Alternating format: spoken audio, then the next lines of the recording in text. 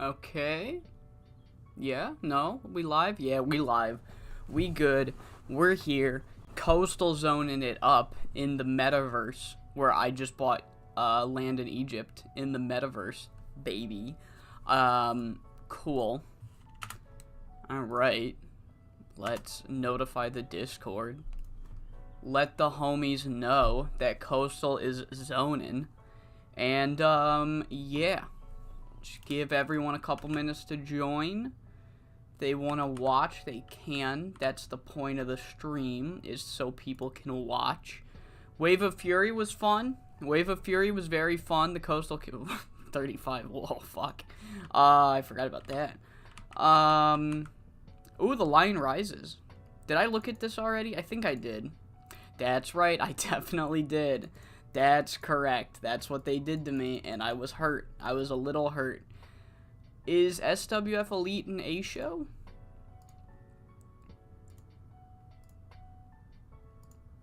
It is an A show. Oh, fuck, they got 2 A shows.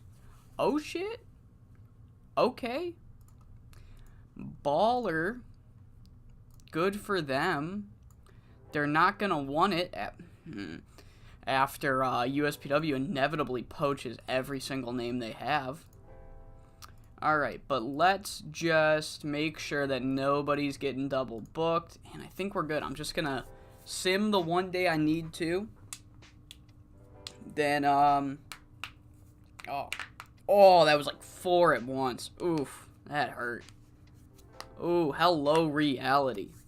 What is going on? I have figured out how to push Zofia. Some absolute angel. I'm actually gonna find their fucking comment because they're an absolute legend of the business. A complete homie, I might even say. So, yeah, here we go. Huge wood dice. I don't know if that's wood dice or wood ice, but huge wood ice comments. I realize that Zofia's gimmick is legendary, but she is a successful, but since a successful gimmick change resets the momentum to neutral, I think that would be your best shot. I did not know that. I did not know that. That's a game changer. Zofia is back. Zofia is back. The game. Yes. What? What? Okay, yeah. Oh, me. I'm the game. Oh, no. I'm okay.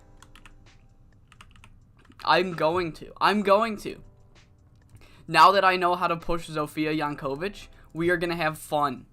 We're booking Coastal Zone, but still, it works both ways. It absolutely works both ways. Oh, I just fucking sprayed on my face. Oh. How did I do that? Alright. Okay, but yeah, we got a normal build. Normal build. Yeah, that was actually, believe it or not, that was the entire reason I started pushing her in the first place. I'm like, oh wow, Zofia's got a legendary gimmick. So I'm like, okay, let me give her a win. And then she got like a 65, and I'm like, fuck. Whoa, yeah, this girl's getting pushed. So, yeah, it's funny how things work. Unfortunately, we're changing it. Brother, you gotta put on a chicken suit. Oh, by the way, I found a new Coast to Coast logo on the forums made by the legendary Will Rock. I do not have the link in the description. I do have it copied to his entire page. So someone just fucking dropped something in the hallway. So I'm gonna link his graphics thread from TEW 2020, which is where I found this. He has some really good work. So that first link is for Will Rock. He gave us this Coast to Coast logo, and there's a couple of title logos in there that I might actually use. I don't know yet. And then I also found I also found event logos made by Fleisch, and I'm gonna use those because they got the new CZCW logo. Yeah, it's clean. Will Rock, I think Will Rock actually made this logo, and then Adam Ryland put it in the game. Will Rock has made some incredible stuff. He genuinely has some incredible stuff. I really like his work. So yeah, so the first link, that's where you can go to get the Coast to Coast logo and a couple of other title pictures that more suit this logo, because again, he made this logo. And I've also found event logos made by Fleisch that have the new CZCW logo. So I will also link to his graphics by Fleisch page, where it also has ACPW events, some Black Canvas grappling events. It has like some company logos, general miscellaneous stuff. So yeah, but we're gonna be using these event logos.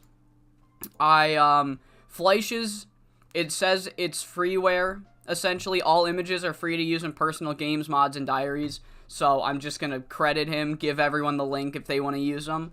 And then Will Rock, I got permission. I couldn't find if it said he's cool, so I just shot him a message like, hey, do you care? And he's like, no, go right ahead. So, yeah. So there we go. I got some really clean logos from some really talented people in the community. So, yeah, there we go. That's the first thing I wanted to do. All right. I think other than that, I think we're good. ACPW, dude, yeah, he's got logos there. He's got some good logos. All right, but yeah, so that being said, he also has some other events, and I was just going to suffer through a fucking long build to Hardcore Halloween, and then I'm like, wait, Fleisch has 2 extra events in here. So we're gonna have a pay-per-view in between Reach for the Sky and Hardcore Halloween called Atlantis Calling, also thanks to Fleisch, thank you. And, but yeah, this is pretty much locked for the rest of the year. I might move Revolution up. I don't like 5-week builds. But, I think from, like, Atlantis to Showdown, it's going to be some shorter streams. It's just 3-week builds. So that's just one taping. Yeah, I think we're good. I think let's just get into the booking part of the stream. So, but, for Coast to Coast, we have 4 weeks. 4 weeks for Reach for the Sky. Briscoe. Cool. Oh, right. It doesn't take long. Okay. No one gets the night off. Fuck you. Generic venue. Look at that. I do have enough material. Believe it or not, I added an extra pay-per-view, and then I'm like, all my original plan was like, okay, how can I move these schedules around? Just to, like, make it easy. And as I'm doing that, I just pre-book the main events to each pay-per-view up until Revolution. I have the pay-per-views through Revolution pre-booked. I have 4 matches planned for Revolution 2023 in 6 months. I have a full fucking story unfolding. I do have too many quality guys to push. That's why we need the extra pay-per-view. Okay, let's see what finishes I need. I might be able to use one of those. Oh, I can! Yes! Oh, that's perfect. Okay, I have a safe bet for show 1. And oh, that's a character, you fucking idiot, 64. I'm like, oh, man. Oh, fuck, I'm stupid. No, I'm dumb? I'm stupid and dumb? I don't know if that first main event needs a finish. Alright, I need at least one, though. I just need one. We just need one. I'll go for 2, but we only need 1. Okay, so that's not what I would describe as a good finish. Which is true, but I won't get my Blue Phantom for another IRL month. I need my copium. Yeah, it might be longer than that, but I have no plans to bring him in. There we go. That's a finish. Alright, Nav 27. Boom. Look at that. We can get character ideas, guys. We can get character ideas. Likely to suck. Seed. Oh my god. We're going off. Let's get these character ideas. Oh my god. The creative team. The creative team.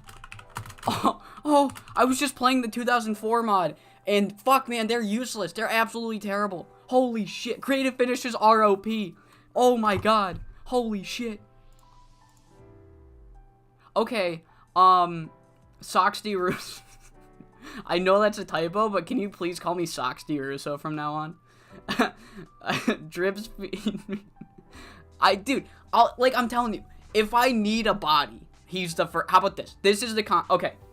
If I need an extra person, he is the first one I sign. But if I need a specific person, he's not on the list. You know, like I'm not, if that makes any sense, I'm not bringing in Blue Phantom, but if I need to bring in a guy full time, he's the first one, if that makes any sense. I doubt it did. I love how California Love Machine's name is so long that it cuts off the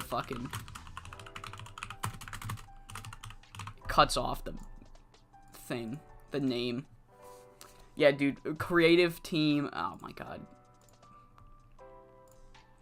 Creative team's on fire today. We're gonna team bond. I don't want to do an open forum. I'm scared of the open forum.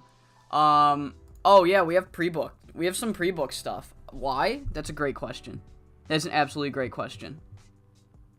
Okay, so Onslaught versus Seth Whitehead's announced. No, CLM's awesome. Onslaught versus Seth Whitehead is announced. And, we are going to have an Extreme title match. It is announced on the internet that despite the fact that Tori and Akamori drew double knockout, they said that they have a plan and they're going to pick one of them. That's what Sean McFly was told. So he doesn't know who's in the match, but there's going to be an Extreme title match. So cool. I should start booking, actually. Oh no, I wanted to use the fucking momentum. Does California Love Machine even need it? No. Let's go. Who's got cooled momentum? Okay, only two. I'm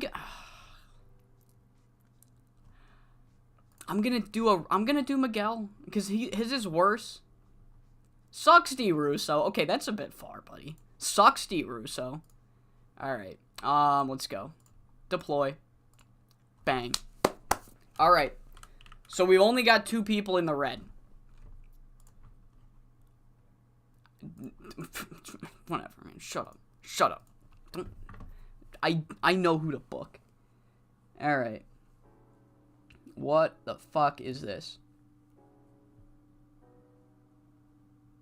Okay, so the Coastal Kings open the show. Open the show to taunt. Get taunted.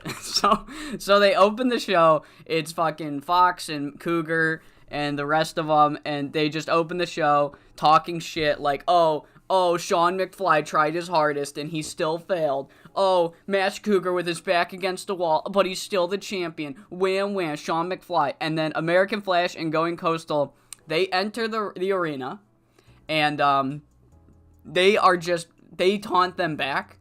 Just like back and forth, petty shit.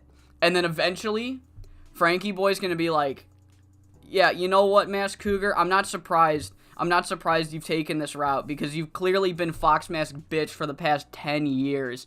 And then Mask Cougar's like, oh, that's it. If you think I'm just Fox Mask bitch, then how about you back it up? Because I took this title from you. I'll beat you again tonight. And Frankie says, shut me up. Shut me up tonight. Yeah, absolutely. Me and Flash, you pick anyone else. And me and Flash are gonna team up. Just fucking, why? Okay, wait a minute. Okay, yeah, no. Frankie Boy's like, imagining an angle where Heartbreaker's old tag partner and Los Heartbreakers tried staging an intervention and utterly failed. Oh my god. Oh my god. I can't, he's not active in the States. That's a shame. Shortlist. Shortlist. Alright. Yeah, so, Frankie Boy calls Mask Cougar Fox Mask bitch, and then he's like, fuck you. And he's like, shut up. And he's like, make me. And then he's like, okay, I will. So, That's what happens. We got California Love Machine. Awesome guy. Really like California Love Machine. Masked Cougar is going to work the crowd. Fox Mask is going to work the crowd. We'll have... I guess we can have Jackpot and Jake there. Oh, they can talk. They're not bad at talking. That's right.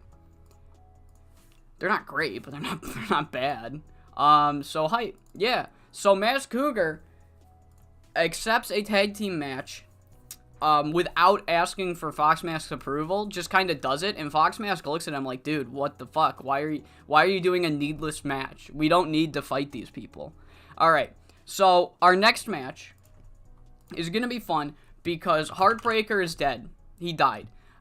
In his place is this new man called Heartbroken. Heart-Broken is his new name. And he gets announced as Heartbreaker, and he talks to the ring announcer, and he's like, and then he's like, okay, by request, entering to the ring from Mexico, Heartbroken.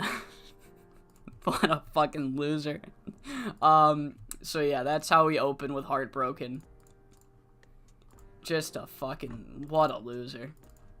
Alright, car crash. Or no, we need steal the show. I don't think we need anything but a steal the show.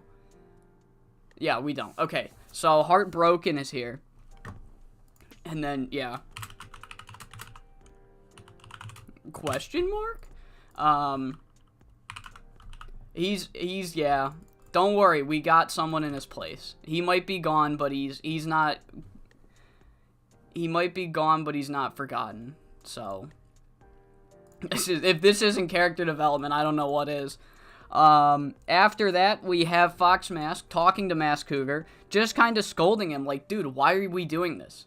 There's no need for this. There's absolutely no need to even entertain these guys. And then Masked Cougar looks at him, dead straight in his eyes, and he's like, Fox, buddy, you need to trust me. We haven't lost a match. I haven't lost a match since we teamed up. Not one coast-to-coast loss since we've teamed up. There's no shot that they're going to be able to beat us. We always have somebody watching. This is just, I needed to shut them up. This is how we're going to do it. So, yeah. Which is actually true. Masked Cougar is not lost on coast-to-coast since. I actually don't think the Coastal Kings have lost on coast-to-coast since. Alright. So we got Fox Mask, Masked Cougar, scripted, 2 minutes, backstage, pre-taped, serious. I actually do want to check. So when did this happen? This happened at Surf Slam. So send Surf Slam. No, this happened at... Fuck, when did they team up? At Uprising? I think so.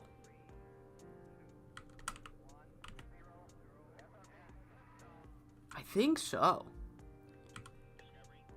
Masked Cougar, yeah. I gotta look for this so I don't look like an idiot. Masked Cougar wins. No, nothing. Still no losses. Fox Mask, Masked Cougar, and Seth Whitehead win. Masked Cougar defeats American Flash. Black Fur Frankie and Masked Cougar win. Oh my god, I don't think I've had them lose. Holy shit, yeah. Ah, Carlos Barrera defeated Masked Cougar.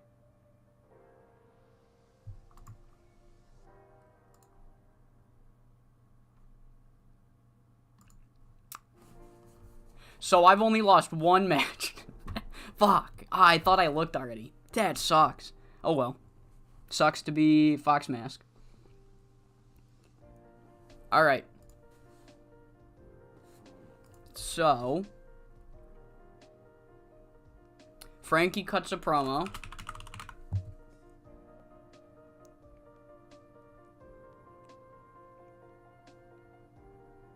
what happens in the promo.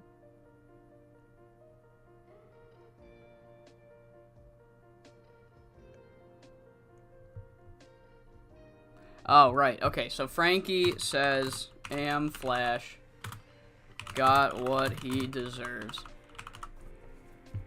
Yeah.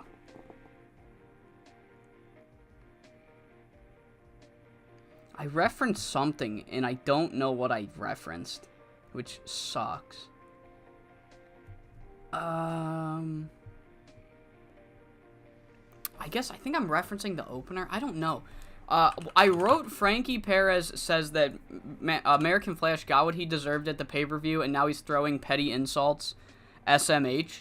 I think he's referring to the opening angle, and he's like, look, he failed at the pay-per-view. He got exposed for who he is.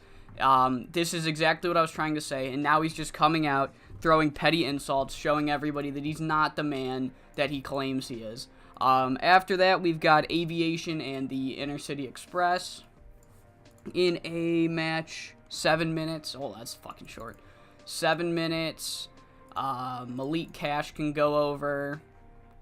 Open, clean, book. Alright. Alright, and then Ice say it's time to get revenge on Rich and Famous. So essentially just like they took us out of action. They're a bunch of cowards who always take the easy way out. It's time we get revenge, and we get revenge by winning those tag team titles from them.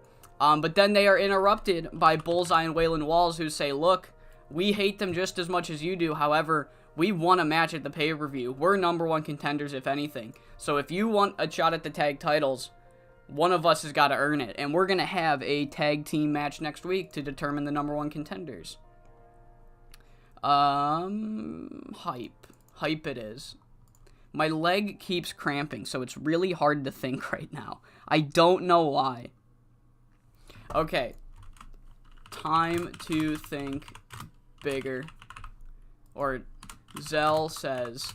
So essentially he's like, look, Q Crew, we've been dicking around in the undercard for way too long. It's time we start thinking bigger. Onslaught, you've got a match tonight. You've got a match against one of the top names in Coastal Zone, Seth Whitehead. This is what I'm talking about. We have a chance to break out, to become the biggest breakout stars in CZCW history. You know what to do, Onslaught. And Onslaught just nods. And Zelquin, he's thinking big now. He really thinks now's the time that the Q Crew are they're gonna fucking do it, man. Booking challenge, someone in the Timeless Tony Storm gimmick hits their head and thinks they're a 40s movie star. Maybe.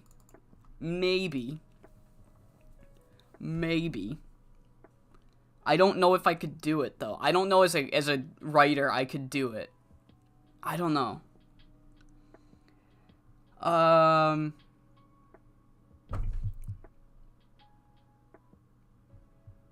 Fucking...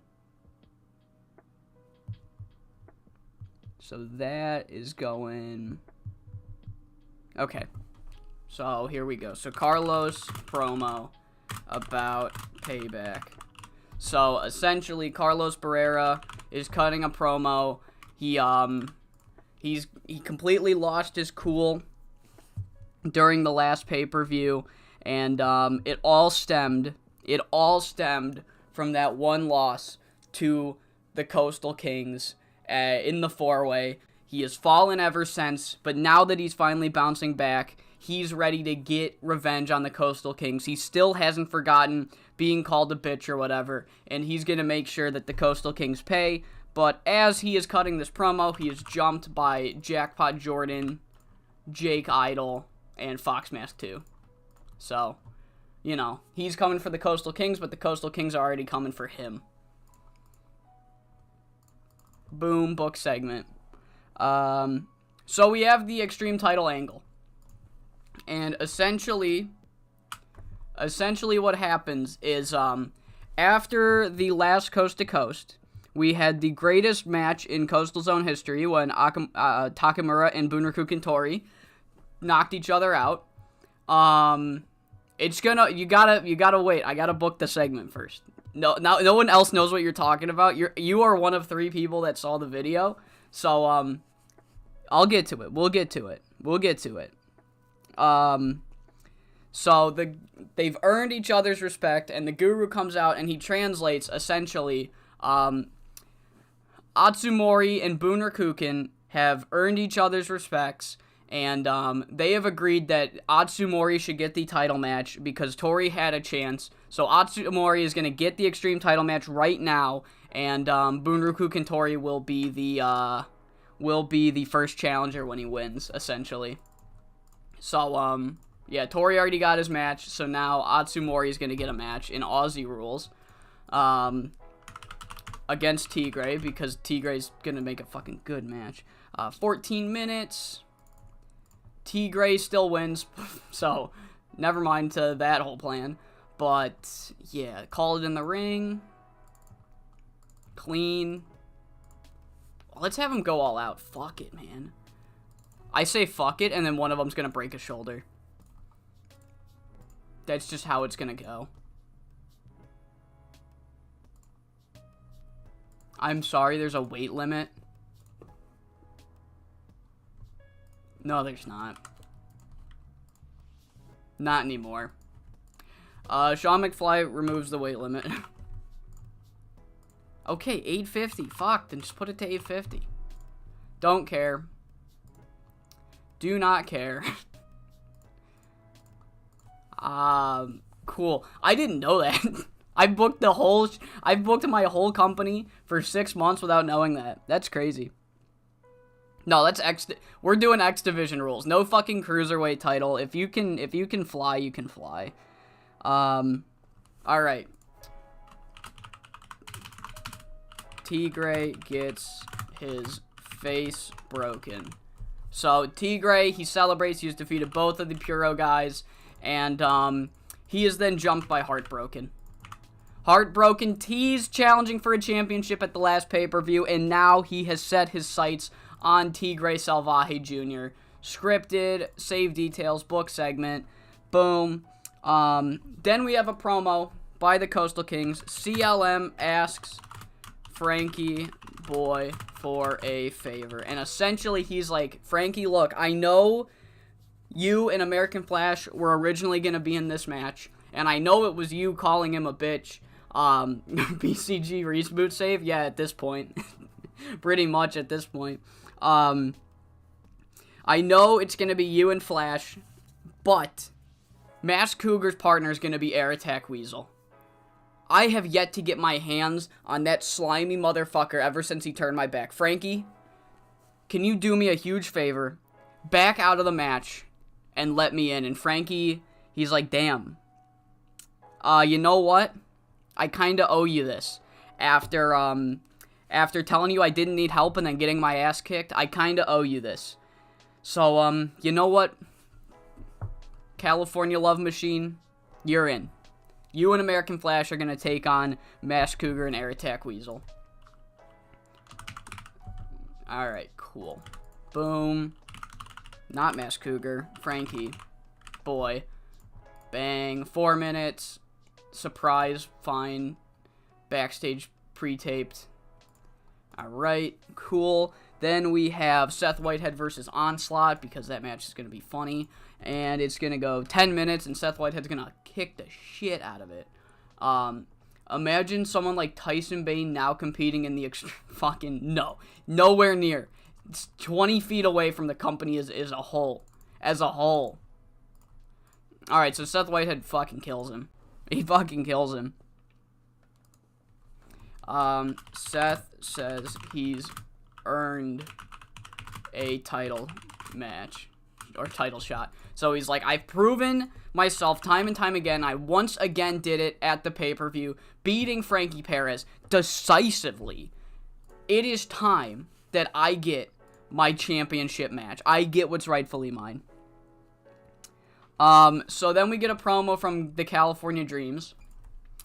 Kira Lee and Sky Hermosa. And essentially they say, look, very beginning of the year, Heartbreaker started, like, kicking it up in full gear. He has just lost his mind. He started hitting on everybody. It was really annoying.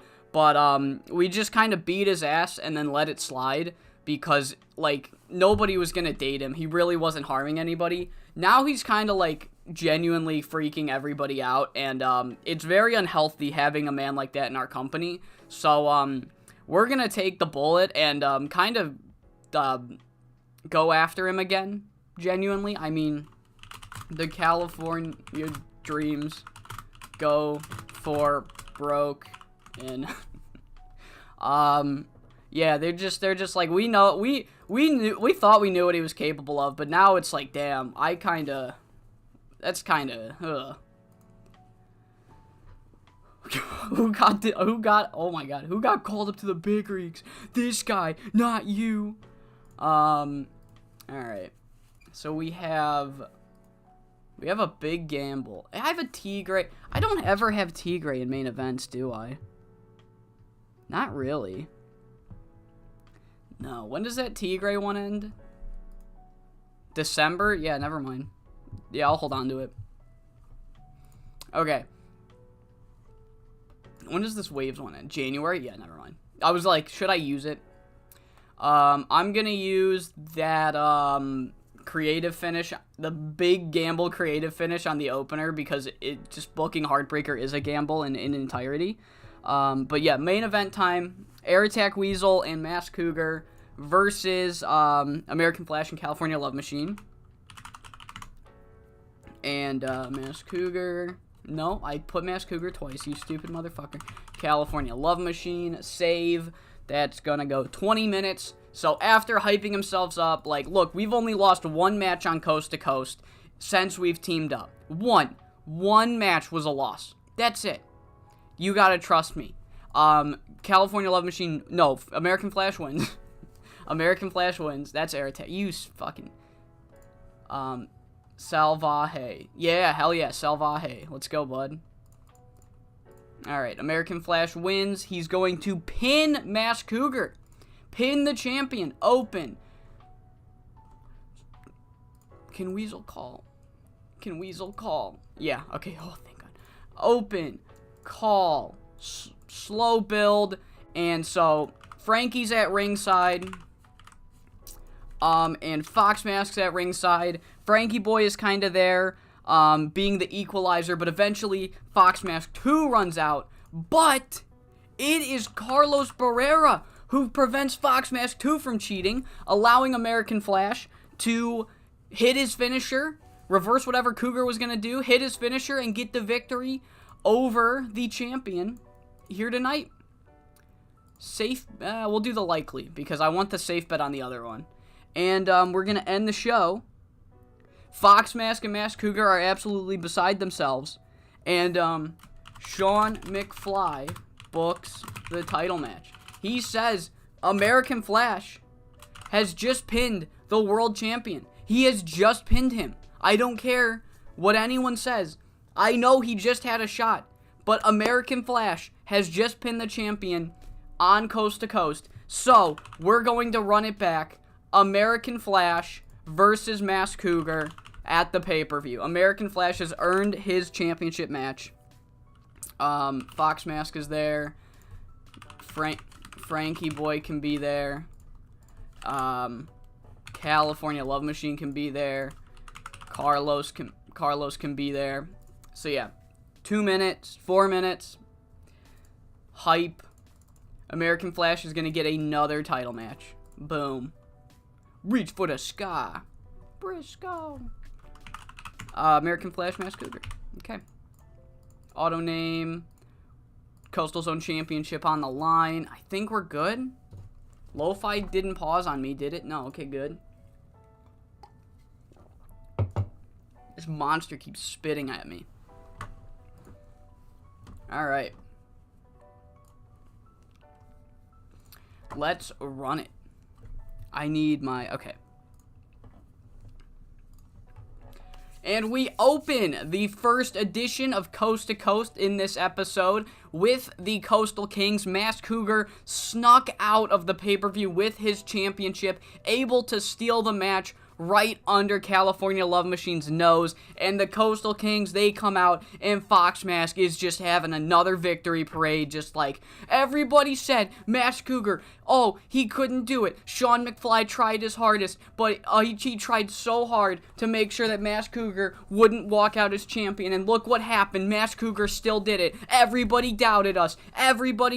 But now what? Oh, California Love Machine's gonna have to California go love somebody else. Frankie Boy's still never getting a title shot. American Flash, yeah, he lost in a flash, that's for sure. But then, the Coastal Kings and American Flash, Going Coastal and American Flash then come out and kind of, throw it right back at the Coastal Kings. Frankie Boy, Cali, and American Flash just come out with petty insults, identical to what Fox Mask does. Just like, American Flash is just gonna be like, Fox Mask, I'm surprised you're talking so much shit for somebody that's too scared to wrestle anymore. And Fox is gonna be like, you know that's not why. And it's like, and Frankie's like, oh, is it because you found it easier to rely on 3 better wrestlers to do your dirty work for you? And, Fox Mask is like, shut the fuck up, and Jackpot and Jake are like, Frankie, I don't want to hear it. At least we have gold around our waist, and California Love Machine's like, yeah, you only have gold around your waist because you've been abusing the shit out of my old mentor. And then Fox Mask is gonna be like, oh, California, shut up. And it all comes to a head when Frankie Boy Fernandez essentially says, like, Mask Cougar hasn't said a word, and Frankie Boy is like, Cougar, bud, are you just gonna let Fox Mask do all the talking? And then Mask Cougar just kind of like waves him off, and he's like, you know what, maybe I shouldn't be surprised, because for the past 10 years, for the past maybe even 15 years, since you came here in 2006, you've done nothing but be Fox Mask's bitch. You were his bitch in the ring, you lost to him every time, and now you're his bitch out of the ring. He's not even wrestling and he's still owning you, and then Cougar's like, that's enough out of you, Frankie. If he's owning me, then what's he doing to you? I'm the one that took this title from you. You better shut your fucking mouth before I make you. And Frankie Boy's, yeah, make me. How about this? Make me. Meet me and American Flash in the ring later tonight. Pick any one of your Coastal cucks and fucking meet us in the ring. And Mask Cougar's like, yeah, fine, you know what, me and Air Attack Weasel, we're gonna meet you in the ring later tonight. And Fox Mask looks at him like, dude, what are you doing? Why are we doing this? Essentially, like, Fox Mask is not happy that Mask Cougar is accepting a match on behalf of nobody. 59 to open the show. Oh. Our opening it was a big gamble. Our opening match did pretty bad because I put a big gamble for fun, I guess. I thought it'd be funny. I don't know. So Heartbreaker comes out, and he's announced as Heartbreaker, and then after he enters the ring, he goes up to the ring announcer and essentially is like, pss, pss, pss, pss. He whispers to him, and then the ring announcer's like, okay. My apologies, ladies and gentlemen. Heartbreaker is no longer with us. Snapdragon Jr.'s opponent, hailing from Tijuana, Mexico, or wherever he's from, Heartbroken. So yeah, Heartbreaker is forcing himself to be called Heartbroken from now on with his stupid mustache, and he comes out here and he beats Snapdragon Jr. in 9 minutes and 47 seconds with the Idolizer, and Heartbreaker essentially goes on full breakdown again, just like, I am changing my wrestling nickname to Heartbroken because that's what I am. I am broken. I am a broken man. The system and the women in this company have broken me down to my purest form, and I have channeled all the broken, shattered pieces of myself back into me, and have trained and have become the meanest fighting machine you will ever see. If you're a champion in CZCW, you all better watch out, because Heartbroken is gonna take your gold, but not your women, because they don't want me. 58 for another breakdown we have, and then we cut backstage where we see Fox Mask full on scolding Mask Cougar. Like, dude, what are you doing? Why are you there is no need for us to fight in any kind of match right now, especially since you're coming out of a 3-way. What is the gain from this? And Mask Cougar's like, Fox, calm the fuck down. I haven't lost a single match since I've become champion. The Coastal Kings have not lost a single match since becoming champion. Since we have reunited, since we have teamed up and started this mission together, I have one loss in Coast to Coast. Just one. Just one, and it was because American Flash wanted to fuck with what wasn't his, okay? So, how about you trust me? And let's just shut these guys up. Clearly, we're the better wrestlers. If we never lose, why not shut them up? And Fox Mask is like, fine. I don't see the gain. We get a Frankie Paris promo, who's essentially, he watched the opening segment, and he's like, look at this garbage. Look at this fucking garbage. American Flash, one of the worst overrated wrestlers in the company's history, gets what he deserved. He got what was coming to him at the pay-per-view. He was embarrassed and straight up made a fool, losing the World Championship match. He got what he deserved, and look at what he's doing now. He's reverting to petty insults against Fox Mask and Mask Cougar, guys that built this company. Just look at that stupid shit. This is exactly what I'm talking about. American Flash belongs nowhere near a world title scene. He belongs nowhere near a company like this. He would be better suited down in Puerto Rico with Freedom Caribbean Wrestling. He'd be better off being the hand jockey for Handsome Stranger. But no, we're pretending like he's the greatest homegrown name this company's ever seen. Give me a fucking break. It's despicable that people like him continue to get world title matches in this company. 66. We have the Inner Cities Express's return match as they were taken out by Rich and Famous a couple weeks ago, pretty brutally laid out. We haven't seen them since, but they returned at the pay-per-view to essentially tease getting revenge on Rich and Famous, and they have their first match back, defeating Aviation in 5 minutes and 28 seconds when Malik Cash pinned Viento with the rocket launcher. And the Inner City Express say exactly that. They're like, Rich and Famous put us on the shelf. We want a chance to get our revenge and take those tag titles from them. And then Bullseye and Waylon Walls, Gangster Nation, who just came out of that hard-fought match with the Beach Boys, finally settling the feud between those two teams. And Bullseye and Waylon are like, look, we hate Rich and Famous just as much as you do. There's nothing more that we want than Rich and Famous to fail. However, Jay, Malik, we won a match at the pay-per-view. We won a very convincing, brutal match at the pay-per-view. And we want to win our first ever Coastal Zone Tag Team titles. So if you want to go get those title matches, if you want that title match, you got to go through us. Next week, us versus you. Winner gets Rich and Famous. So yeah, number one contenders match set for next week. We have Zell Quinn talking to Eureka LaBelle and Onslaught. We, of course, have Onslaught versus Seth Whitehead pre-announced for some reason. And essentially, Zell Quinn, he's trying to fire up his troops. He's like, guys, we've spent the past 3 months doing nothing. We've been diddly twisting. We've been just hanging around, fucking with people beneath us. We should be up on the card. We should be main eventing pay-per-views. We should be main eventing, holding championships. Tonight is the perfect opportunity to do this. Onslaught, you have a match against Seth Whitehead later tonight. Let's make a statement. You go out there and you show Seth Whitehead who's boss, and the Q crew will be feared for years to come. And then Eureka and Onslaught are like, yeah, let's go. Let's get him. Up next is the Extreme title match. We don't know what the situation is, but Sean McFly was told that Atsumori and no, I fucked up. There's an interview first. Damn it. So Carlos Barrera is cutting a promo, essentially just like, I have been fueled by one thing and one thing only. Payback. Revenge. Ever since I lost that 4-way for the number one contendership, I have held myself accountable for everything. So each successing loss since that 4-way has eaten away at me until I busted. Until I exploded. Until I had to get my anger out and attack people that truly didn't deserve it. So I'm tired of bottling up my anger and directing it at the wrong people. Fox Mask, Mask Cougar, you have started this spiral, and now that I am bouncing back, you are going to be the ones that face my wrath. Nobody else is getting in the way except you guys. And then he is jumped from behind by Rich and Famous and Fox Mask 2, who are listening to the promo. Hopefully not me talking about Atsumori and Bunraku Kentori. But yeah, the Coastal Kings jump Carlos Barrera, so if they know he's getting revenge, then yeah. they're going to take him out.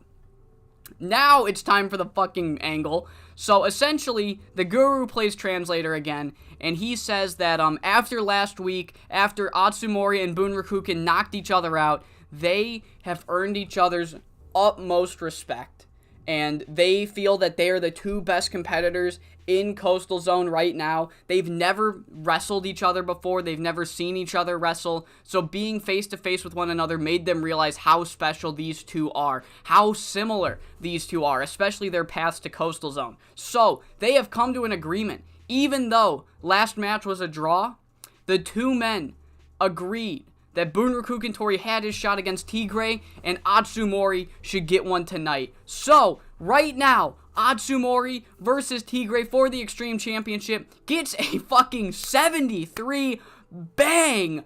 Tigre Salvaje Jr. is him. Oh my god. In a bout that had superb wrestling and decent reaction from the crowd, Tigre makes defense number 4 of his Extreme Championship, defeating Atsumori in 12:29. Honestly, I ran the angle. I did the double knockout angle for a reason that we will find out later, but it did so well that I had to book the match. I had to book a match, so this is my weird cop-out way of doing that. 73 for an amazing performance. But it's all ruined when Tigre Salvaje Jr. is jumped by Heartbroken. And I'm sure we all saw this coming. Heartbroken said, if you're a champion, watch your back, and Tigre Salvaje Jr. did anything but watch his back, and now he's got the world's most violent incel coming for his Extreme Championship. 32 rated angle. We cut backstage where we see the Coastal King, fuck, I did it again. We see Going Coastal talking to one another. Frankie is getting ready for his match. He's going to be teaming with American Flash to take on Masked Cougar and Air Attack Weasel, and California Love Machine says, Frankie, I need a massive favor. And Frankie's like, yeah, what's up? And California says, I haven't had the chance to get my hands on that slimy, slippery fuck, Air Attack Weasel, ever since he betrayed me. He made a mockery of me. He made a mockery of my beliefs and what I stand for, and took advantage of me. And you've got a match tonight where you're going to be facing him. Now, I know this whole match started because of what you said, and specifically what you said to Masked Cougar, but I'm asking you for a huge favor. Can you withdraw from the match and put me in it so I can get my fucking hands on Air Attack Weasel? And Frankie's like, damn. Honestly, Callie, I don't want to, but I kinda owe you big time. I sent you away when I really should have taken your help, and I owe you for that. So you know what? As much as I want to fight Masked Cougar and Air Attack Weasel, you probably want to do more so. So, you're on. You can have the main event match. So yeah, change of plans. It's going to be American Flash and California Love Machine in the main event.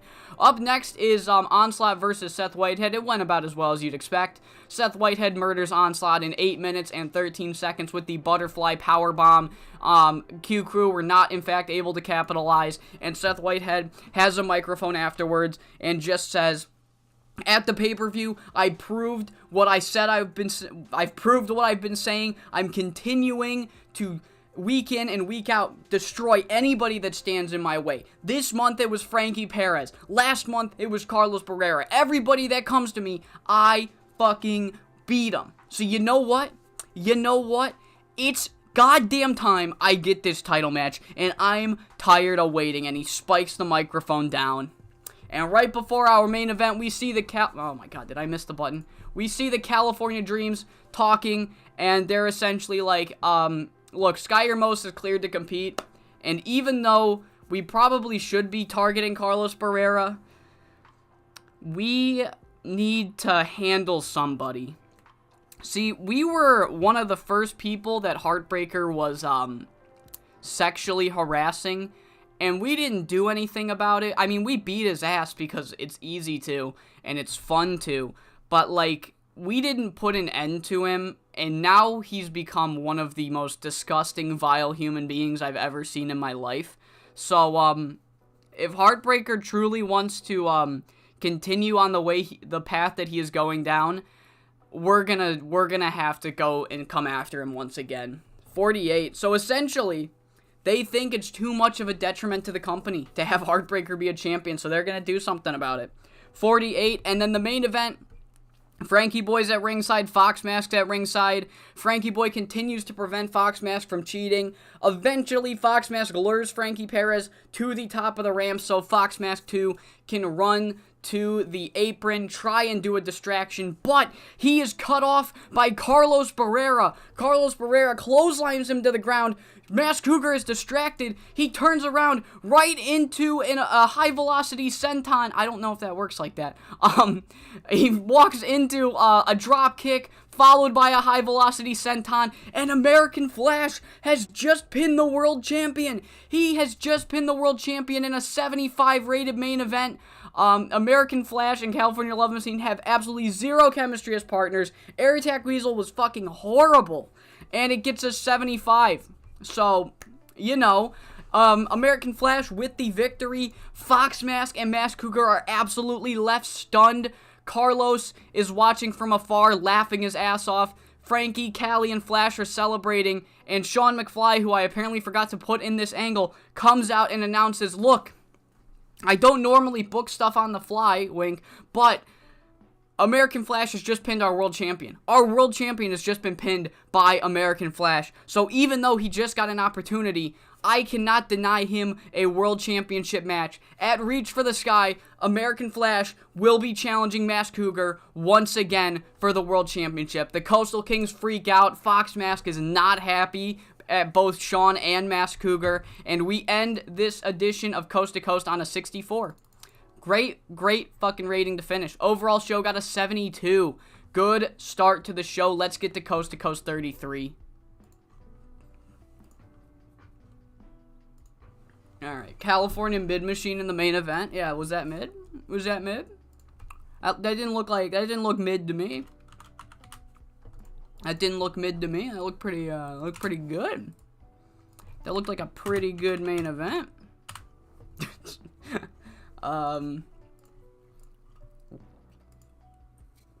Alright.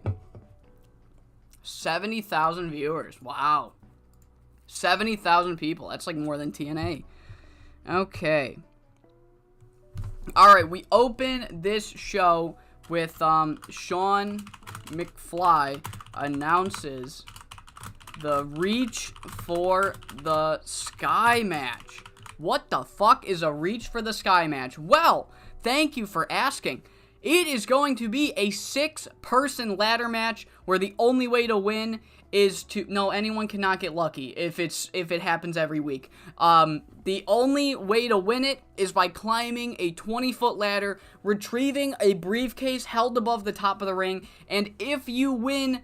If you pull down this briefcase, inside that briefcase is a contract that says that you can challenge for any championship that you want on the following edition of Coast to Coast. So on Coast to Coast episode 36, whoever wins the Reach for the Sky match will be challenging for whatever championship they choose. If they want to challenge for the tag titles, they just got to get a tag partner and let me know. So, yes, not exactly Money in the Bank, because I don't like the cash-in gimmick, but, I wanted to do a ladder match, because it's called Reach for the Sky, and then I made a really cool briefcase. So, Sean McFly announces that, there's going to be 6 qualifiers. You have to win a match to get into the ladder match, and 2 of the 6 will happen tonight. The other 2 will happen tomorrow night, or next week. So tonight we're going to have Luis Montero Jr. versus Tony DeWonderful and Joanna Silver versus Kira Lee. Alright. CLM is the Finn Balor of the save upper mid-carder who can't and won't win anything. He just won. I'm sorry. He just won. But yeah, I would like to make this an annual thing. Here is the briefcase. I will upload this. I actually have 2. I actually have 2 images. I originally made this picture. This one I did not make. I could not find who made this, so I'm sorry. I made this briefcase, and then I'm like, you know what? If it's going to be the Reach for the Sky, I wonder if I can put the logo on very easily. So I did. I will put both of these on my GDS images page after the stream. Yeah. So, they're not there yet, but if you want either of these, both of them will be up there tomorrow morning, technically, because it's going to be like 12 when I finish this stream. So, yeah. Yearly event. We're going to try to do it. Sort of Money in the Bank, but not really. You can pick whichever championship you want. World title, extreme title, tag titles. And, Finn Balor had the tag titles don't mean nothing. Well, that's because WWE can't book a fucking tag division to save their goddamn lives. Dude, you could have a gun to Triple H's head, and he's like, just book a fun tag feud, and he's like, you can just pull it. You can just pull it. Alright, but yeah, first qualifier is going to be Luis Montero Jr. versus Tony the Wonderful. Alright. And that's going to be a 13-minute match, and Luis Montero Jr. will be the first person to qualify. We can steal the show here. Book segment. And, Luis shows respect to Tony D. Frankie does not. So that's the angle. Luis is like, good showing. They shake hands. Luis Montero leaves. And after he leaves, he is jumped by Frankie Perez, who grabs a microphone and says, this is horseshit. This whole company is horseshit. If nobody's going to do something about American Flash, then I'm going to do something to his protege, essentially. Dude, I don't think so. Come on. No. I disagree. The SmackDown Tag Division has not cooked. I thought the matches have been kind of boring. The matches have been boring, and it's like, fucking, I don't know. I have not been enjoying the SmackDown Tag Division. They don't do anything. None of them are over. Nobody reacts when they come out. Nobody cares. Why are these dogs barking? Storyline development. Scripted. Book. Alright. Fox tells his underling. Fox tells Fox 2 to take care of Gangster Nation. Just essentially like, look, I kinda don't want them challenging us for the tag titles. You gotta do something. And he's like, yes, sir. Yes, sir, I will do something. Yes, sir, I will do something. Tease? Book it. Alright. Seth Whitehead is furious with Sean. And Sean stands his ground. He's like, what the fuck is this shit? What has Johnny been doing? He wasn't taken out. No, he's in a qualifier. He's going to be in a qualifier. I'd love to pre-book, but if I pre-book one of the matches, it'll show up on this show, so I have to pre-book him during the show run. He's in a qualifier against Chet Chavez next show. No, he hasn't been taken out. I just didn't have a spot for him on the last card. So yeah, Sean McFly's like, yeah, buddy, I'm sorry. This is final. He pinned the champ. Look, you've won. Don't get me wrong. You've been winning. You didn't pin the champion. And Seth's like, fucking, this is horse shit. This is horse shit. We're gonna have Wasted Potential and Thunderstruck because I want Wasted Potential to win a match. Wasted Potential and Thunderstruck go for 9 minutes.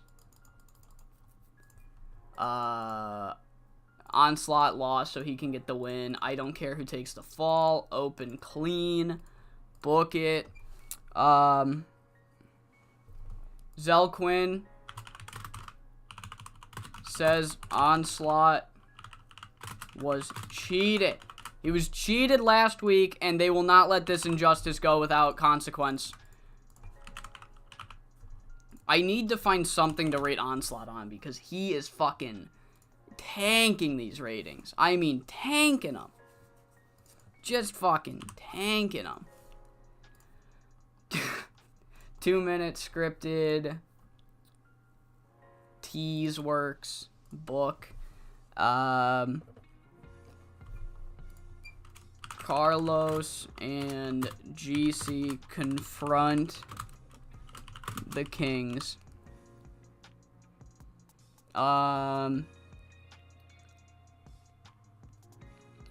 So yeah, they're like, we heard what you said earlier. If you got a problem with us, then meet us in the ring, essentially. Meet us in the main event if you got a problem with us.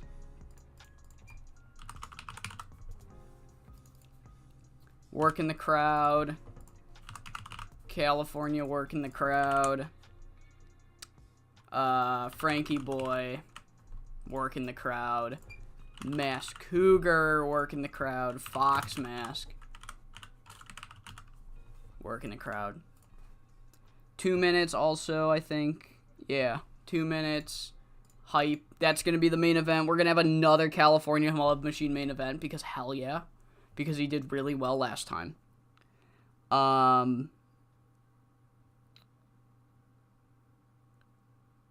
Alright, so Heartbreaker.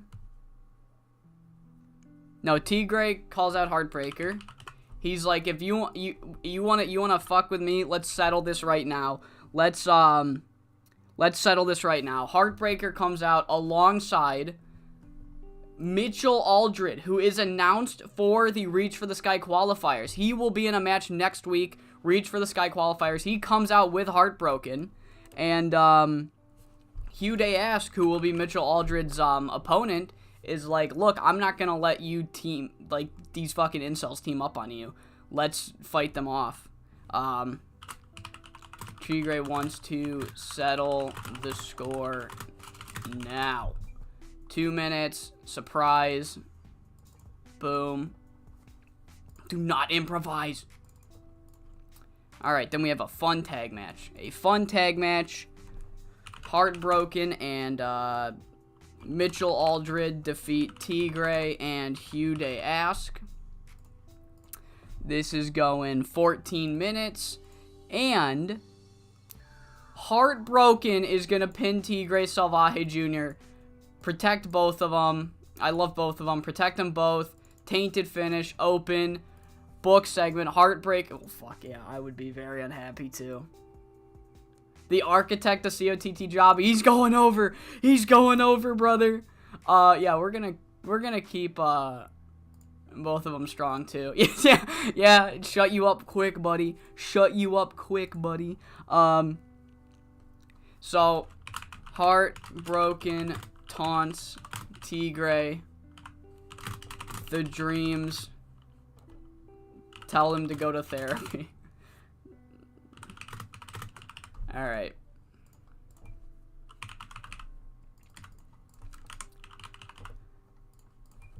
Alright, cool. I'm not even kidding. That's the angle. The California Dreams are going to tell Heartbreaker he needs to go to therapy. Alright, boom. Sorry, I had to click on something. 2 minutes, generic, save details. Alright, we then have an angle where the Inner City Express, they come out for their tag team title, they come out for their #1 contenders match, and, where is Jay Becker? Nope, I already am on Jay Becker. Malik Cash. They come out for their tag title match, then Foxmass 2 jumps Bullseye from behind, takes his fucking knee, he has a chair, and he just fucking bam, bam. Heartbroken's actually being pushed. He's become mainstream. I might boo him now. That's the hope. He fucking has a chair. Bullseye's on his back, and he just fucking right on the knee. The lid of the chair right on the knee, and then Waylon Walls chases him away, and the match never happens. I've learned my lesson with doing different kinds of angles, so we are not gonna fucking ruin a match. We're just gonna prevent it from happening. So there's that. Foxman, yeah, okay, everyone's on there. And then Flash versus Frankie, part 74. So, essentially, American Flash is like, Frankie, I don't know what your obsession is with me. We settled the score. We squashed the beef. I beat you. I embarrassed you. I beat you at the pay-per-view. I beat you at what pay-per-view was it? It was Battle on the Beach. I battled you on the beach. You lost. Get over it. And Frankie says, oh, contraire, Flash. Au contraire. I'm not going to let up. In fact, I'm just getting started. So, tell your boy Tony to butter himself up, because since you're getting a world title match, that means I'm free. So, yeah. He's saying he's just getting started. Our second reach for the Sky qualifier will be Kira Lee versus Joanna Silver. This should be a fun match. 11 minutes. Alright, Kira Lee's going to win. Open, clean, book. So Kira Lee and Luis Jr. have advanced. Sean McFly dishes out punishment. So he calls Fox Mask into his office, and he's like, Fox, buddy, why are you doing this? Why do you think I'm just gonna let you guys do shit like this? And he's like, I have no idea what you're talking about. He's like, okay, then let me spell it out for you. You had Fox Mask 2 go out and injure one of my superstars. So, how about this? Since Gangster Nation and Inner City Express aren't going to be able to compete for who gets the title shot, how about I just give it to the Inner City Express, and you know what, actually, let's do it next fucking week. Next week, Rich and Famous are going to have to defend the tag titles, and Fox Master's like, this isn't bullshit, and he's like, you know what's bullshit? Is paying for medical bills, Fox. You should know how much that costs. So hype. Backstage, pre-taped. Tag team title match on the next show. And we have a promo from the Guru, a.k.a. from Bunraku Kentori and Atsumori, because Guru is translating. He's just going to be their translator. So, essentially, they announced that they're going to be a team, pretty much. We earned each other's respect as competitors. We got to know each other. We were both banished from Japan. Bunraku was banished from Black Canvas Grappling. Atsumori was banished from Burning Hammer. They've been expelled from Japan. They are the expelled. Nobody fears us. They should. And we will have to make a statement next week. Tease.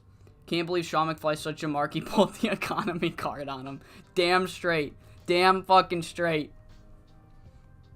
Alright, main event. Back-to-back California Love Machine tag main events. So, Carlos and California Love Machine versus, I have Jackpot Jordan and Mass Cougar. No Air Attack Weasel. I want to keep them separated for as long as I can. And Mass Cougar is going to get the victory over Cali via some interference. Naturally, from Air Attack Weasel. Not Cougar. Naturally. That's why I wanted the safe bet here. Open, slow build. Called. Book it. And, Seth Whitehead tries to call out Cougar. Gets Zelled. So, he tries to call out Mass Cougar. Like, I don't care what Sean McFly says. We're fighting. And then, he's fucking jumped by Sal Quinn. Who fucking, Zell says that, no, you should be nowhere near the title picture. That should be us. You ruined everything for us. You think you're the one held back. We're the ones held back because of people like you. And that's how we end the show, is Zell fucking Quinn. Storyline development. Scripted. Alright.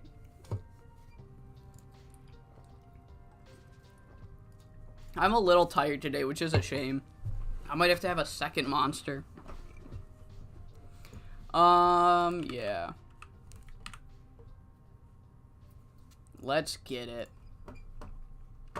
Wait, are any of those guys mad? Seth White? No, I don't have. No, okay, that sucks. I thought I could have used a character idea there. Alright, holy fuck, 74. We kick off the second edition of Coast to Coast in this episode with Sean McFly just giving a straight up announcement. He is announcing a brand new yearly annual tradition for every Reach for the Sky pay-per-view. We are going to have a 6-man ladder match. The only way to win this ladder match is to be the first person to climb a 20-foot ladder, retrieve a briefcase suspended from atop the ring, and if you win the match, inside that briefcase is a contract that says that you get a championship match of your choosing for any title on the following episode of Coast to Coast. So sort of a Money in the Bank, but not the full cash-in gimmick. It's going to be a set date. You have to use the title match. You get to pick one. If you want the world title, you say the world title, extreme title.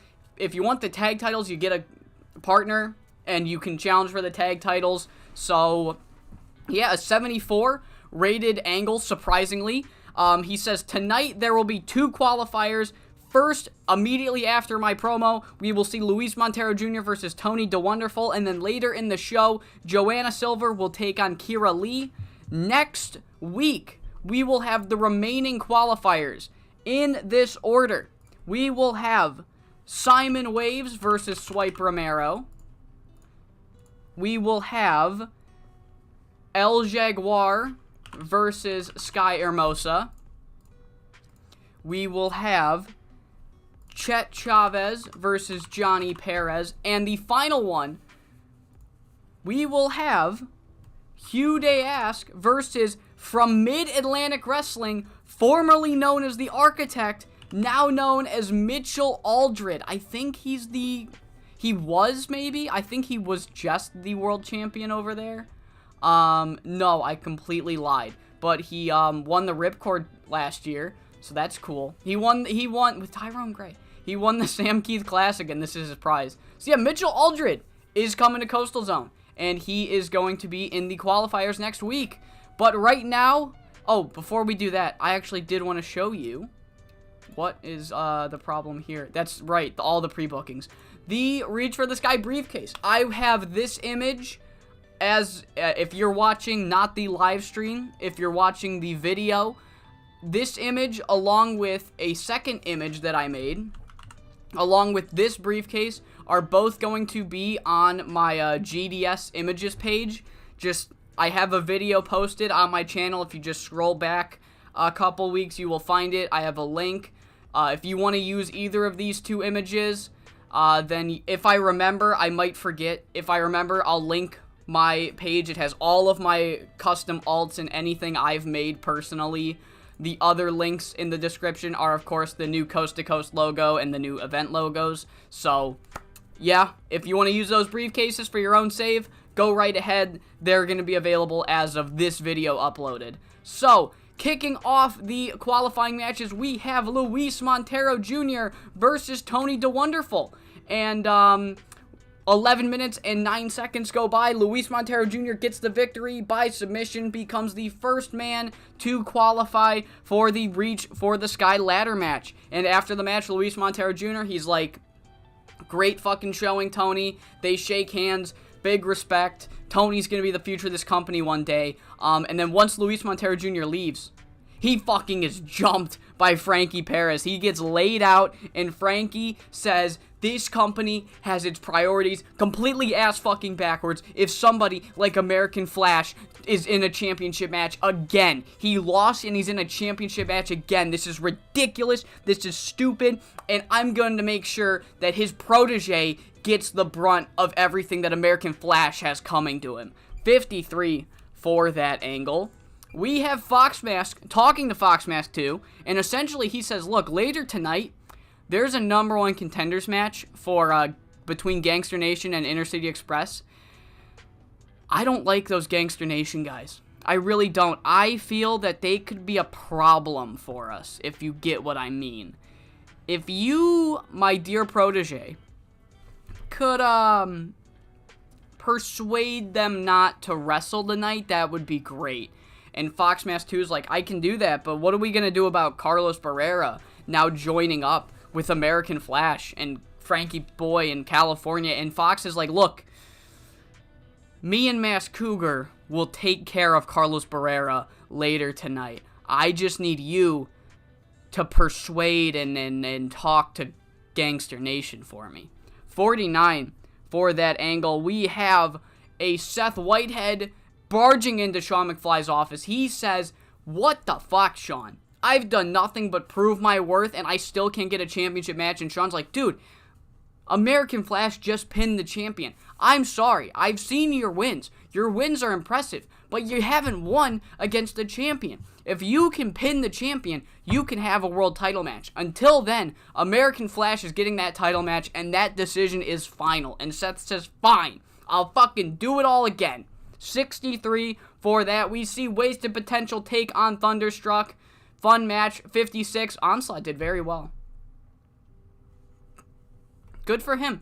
Onslaught pins Ellie DeGrazia after 6 minutes and 53 seconds with the wiped out. A 56 rated match, and we get a 39 rated Zelquin promo who says Onslaught was cheated last week. He had that match against Seth Whitehead won, and the referee pulled a fast count, and Seth Whitehead cheated somehow. We're not entirely sure, but he cheated, and we should be in that World Championship match. Not American Flash, not even Seth Whitehead. We should be getting world title matches, so we will make sure that justice is served. We have a plan to get in those world title matches. 39 for that. Carlos Barrera, along with Going Coastal, find Fox Mask and Mask Cougar backstage, and just straight up, Carlos Barrera's like, hey, Fox, I heard what you said earlier. You and Mask Cougar are going to take care of me? You're going to take care of me? How about we cut the bullshit? How about we stop with the, very unsettled jumpings and attacks from behind? If you want to settle the score with me, then settle it in the main event. Pick any of your goobers, have him team with Cougar, and have him take on California and myself. And Fox Mask is like, yeah, sure, yeah. And then they walk away, and the Mask Cougar's like, Fox, what the fuck was that? Why am I wrestling now? And he's like, dude, that man was 2 inches away from my face, ready to kill me. Did you see what he did to Sky Hermosa's arm? You can fucking complain, alright? I don't care. 57 for that. Tigre Salvaje Jr. calls out Heartbroken. He says that he wants to settle this right now. He doesn't want to wait. He doesn't want anything else to happen. He wants Heartbroken to come out and fight him like a man. And Heartbroken most certainly is not a man. He comes out alongside the Architect from Maw, one of the most scheming behemoths that has ever existed in the history of COTT. He comes out alongside Heartbroken, and they don't say anything. They just stare down Tigre, and they look like they're going to jump him. But Mitchell Aldred's opponent for next week, Hugh Ask, comes to the aid of Tigre, and he says, I'm not letting these assholes fight you alone, especially not Heartbreaker. So if you guys want to fight, we're going to do a tag match, and we get a tag match. A 56 rated tag match where Heartbroken pins the Extreme Champion. Yeah, he did it with a handful of tights, but he just pinned the Extreme Champion. Heartbroken has just won a match against a champion. What has this save come to? 56 rated match. Tigre, great performance again, bud. And then we have Heartbreaker standing over Tigre Salvaje Jr., holding Tigre's Extreme Championship, saying tick-tock, tick-tock, when the California Dreams come out. Kira Lee's match is next, so she's coming out, and they essentially say, Heartbreaker, whatever you want to be called, buddy, we're not going to let you continue to do this shit anymore, alright? We beat your ass once, we'll do it again. We don't want to take the hard way. We're going to give you one chance, and one chance only. Just right now, walk away. Just walk away. Enroll into therapy. You really need it. Go to therapy. Forget this life ever happened. Come back a new man. And then we can all just go on with our lives. And then if you don't, we're gonna kick the shit out of you. And Heartbroken says, you women are all the same. You only want to help me when I start being successful. That's when you want to come in and change me for the better. Sky Hermosa, you had your chance. It's too late now. Bye-bye, ladies. And then he runs away. So yeah, California Dreams really tried. They tried. Oh, Kira Lee's match is not next. I lied. Sorry. The next match is the tag team title, number one contenders match. And Inner City Express make their way to the ring. And they are waiting for Gangster Nation. And Gangster Nation start to make their way to the ring when Bullseye is jumped from behind by Fox Mask 2. He is knocked to the ground by a chair. Waylon Walls tries to stop him. Waylon Walls also gets hit with the chair. Bullseye is laying on his back. Fox Mask 2 turns the chair upside down so that the lip of it is facing the ground, and he just fucking spikes it right onto Bullseye's knee. Very unique way of Pillmanizing him. Waylon Walls gets to his feet, and then Fox Mask runs. Waylon Walls chases him, and the number one contenders match never gets underway. And I need to stop this partnership, because this is, like, Fox Mask 2 is already struggling to get any kind of ratings, and that's just going to make it worse. So yeah, the tag team number one contenders matches never gets underway. We have American Flash confronting Frankie Perez backstage, essentially like, Frankie, I don't understand what your problem still is with me. We've had a match. I've proven I'm better. I beat you at Battle on the Beach, fair and square, and then I beat you after the match. I don't know what else I can do to get you to leave me alone. You are obsessed with me. I don't know your problem. You need to get over it. I won. Alright? It's over. Despite what you think or who you think I am better than you. And that's how it will always be. I will continue to get world title matches. You will continue to lose your chances. So if you just get over it. And Frankie Perez says, no, I'm not going to get over it, because I don't stand for injustice like you do, American Flash. I'm not just not getting over it. I'm just getting started, Flash. So tell your little boy, Tony the Wonderful, to suit up, because it's not going to be an easy road for him. 50 rated angle. We have our second Reach for the Sky qualifier as Joanna Silver and Kira Lee get a 62, but only one of them can win, and that is Kira Lee defeating Joanna Silver in 9 minutes and 18 seconds with the flying knee strike. Very good match between these two. Kira Lee is the second person to qualify for the Reach for the Sky ladder match. Yeah, fun match. We cut back to Sean McFly's office, where he has called Fox Mask into his office and said, Fox, I don't understand why you continue to think that I am some spineless hack. I wrestled in North of the Border. My spine may be weak, but it is tough as shit. I have a strong neck and a strong metaphorical spine, despite the fact that my physical spine is in shambles. If you think that anything you try, I'm not going to immediately spit back at your face, then you do not understand how I've been running this company, okay? And Fox is like, Sean, I don't know where this is coming from. I have no idea what you're referring to. And he's like, Fox Mask 2 just went out there and injured Bullseye. Bullseye's out indefinitely. His knee is in fucking pieces. I couldn't have the number one contenders match that was planned for tonight. And Fox Mask is like, I mean, that's a tragedy, but I'm sorry. You must think I'm Fox Mask too. I'm Fox Mask. And he's like, I know the difference between you two. Your masks look nothing fucking alike, okay? So here's the thing. You do some stupid garbage, you're gonna have punishment. Your actions have consequences. I was not able to hold a number one contenders match. So, I'm just going to give the Inner City Express the tag team title match. And you know what? It's gonna happen next week. And Fox Mask is like, whoa, that's no time to prepare. And he's like, I don't give a shit. I don't care. Your actions have consequences. This is the consequence. Next week, we are gonna have a tag team title match. The Inner City Express are going to get their rematch against your boys, Rich and Famous.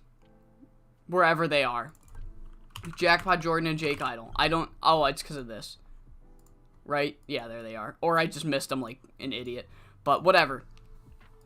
Oh, shit. Yeah, thank you, game. Yes, the tag titles are, in fact, up for the grabs. So, yeah. 5 matches pre-booked for the next show. And we have one final angle before our main event. And we have an angle where the Guru is, of course, translating once again. I've realized I need to put these two on background player because it tanks the rating if not. But the Guru translating for Tori and Atsumori, and they essentially say, after their hard-fought war, they bonded. They realized that they are equal competitors, and they wanted to learn more about each other.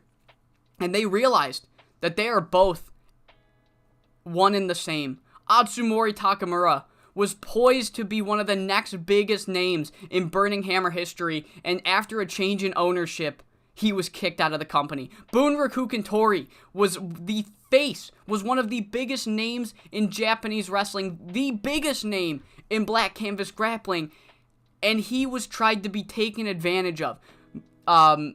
Shiga tried to take advantage of Bunraku Tori, and he stood up for himself, and he walked out of the company. And in turn, both men have been effectively blackballed from Japan. They've been expelled from Japan, and they're going to team up tonight they're going to team up from now on as the Expelled, just like that's going to be their team name.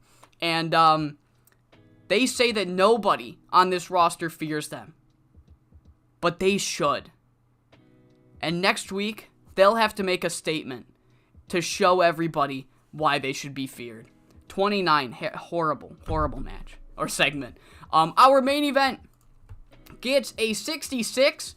Jackpot Jordan and Mask Cougar have no chemistry as partners. The finish was bad, and the creative finish was good, but it got a 66, so I'm fine with that. Bout that had good wrestling, great heat. The Coastal Kings get the victory tonight. The numbers advantage was too much for these guys to overcome. Frankie Boy and American Flash were at ringside, but Fox Mask called in every single reinforcement. Fox Mask 2 was there. Jake Idol was there. Air Attack Weasel was there, and it was Air Attack Weasel who was the final man to break the camel's back as California Love Machine gets interfered on by Air Attack Weasel, hit with the Cougar Pounce, and defeated by the Coastal Kings. And after the victory by the Coastal Kings, Seth Whitehead comes out, and he says, look, this is exactly what I'm talking about. Mask Cougar just defeated his upcoming challengers, his biggest threats in this company. He is just laid to waste, and yet I'm supposed to sit in the shadows. Bullshit. Mask Cougar, if you're gonna take them on, give me a chance. If I gotta beat you to get a title shot, I need a shot to beat you. And then he is attacked by Zell Quinn and the Q Crew. The Q Crew fucking jump him. He is laid out by the goddamn Q Crew, and Zell Quinn is screaming right at him. This should have been me. I should be in your shoes. You don't deserve this spot. You're useless, Seth. You're useless. I should be here. Get over it. And then they walk away, and that's how we end the show. With the fucking Q Crew. Q Crew, 67 rated angle to end, overall show, sorry. We made $4,000. We made a lot more money than we usually do on these, tapings. The fucking Q Crew, boys. The fucking Q Crew.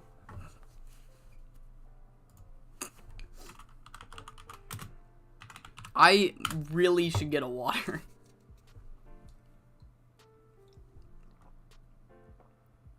Believe it or not, these white monsters are not very good at hydrating.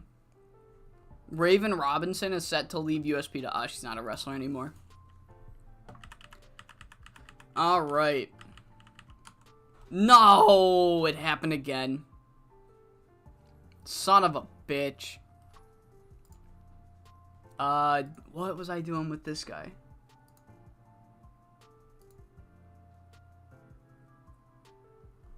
What was I fucking doing with this guy? Oh my god, that's right. Cliff Anderson is regressing like a motherfucker, dude. He is regressing like an absolute dinosaur. He's already down to 65 and he started at 68. So I'm gonna bring in... They're monsters. They're white monsters. They're not White Claws. If they were White Claws, my promos might actually be good. So yeah, I'm gonna bring him in. Yeah, Miss ELPF and fucking Maya. It's inevitable. So yeah, Dane O'Hara, former FCW commentator. I'm gonna bring him in. Hopefully he gets good. And if he's not, I'll find somebody else. But I wanted him because I didn't want to deal with the fucking, what's the word? God damn it. See, this is what I mean. If I'm drunk, I know words. I didn't want to deal with clashing dates. Okay, yeah, you know what? You know, actually, right, it is White Claw. Fine. Hurley is a great wrestler. Alright, Mitchell Aldred. Let me just... handshake. 40. Just one appearance. 42. 60, okay. I just need him. Alright. But he might win. He might win.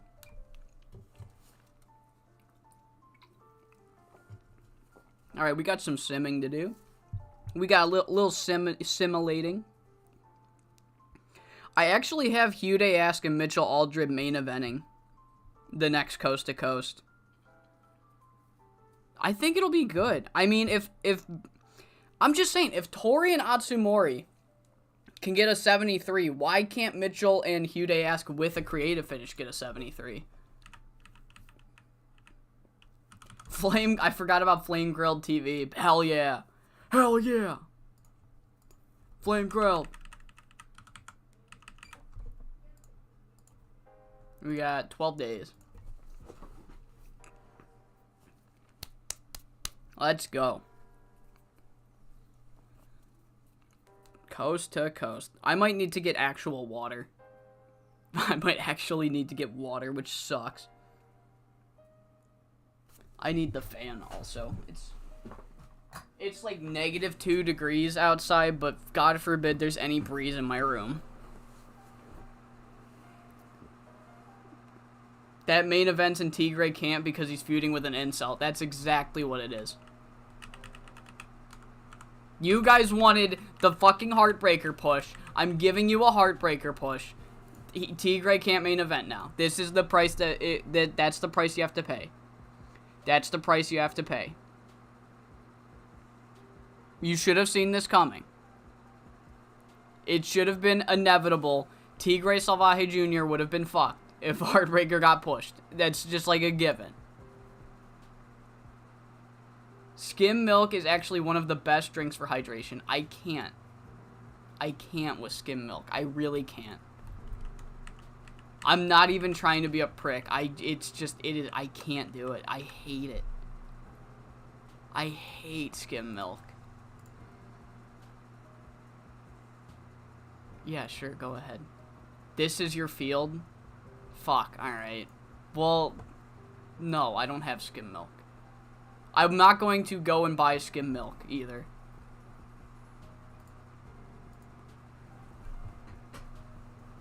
It's so gross. It's so gross.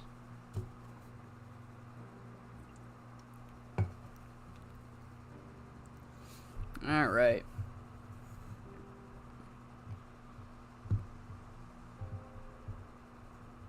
Okay, who watched SmackDown? What did The Rock want?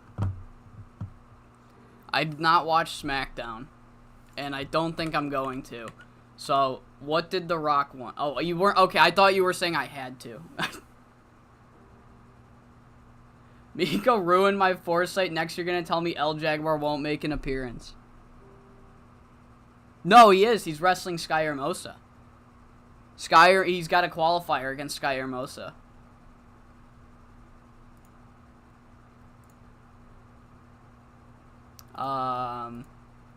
No spoils? Okay. Never mind. No one tell me what happened on SmackDown. I didn't think anyone else would care, so never mind. No spoilers. I lied. Nobody talk about SmackDown. I'll just go to the Figure 4 website. Is it still going on? Fuck. I forgot it's 3 hours now. God damn. Is he even... Oh my god, it's like a pair... It's... Oh my... 1, 2, 3, 4, 5, 6, 7, 8 fucking paragraphs for one segment. Oh my god. God damn. The Rock started to sing When the Saints Go Marching In.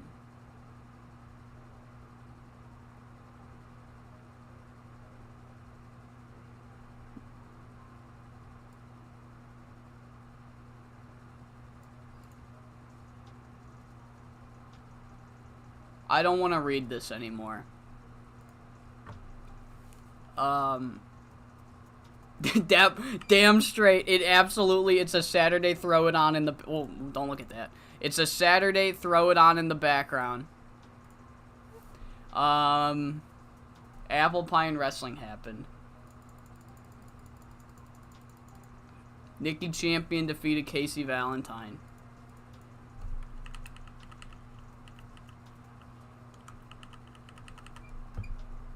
Alright. 8 days.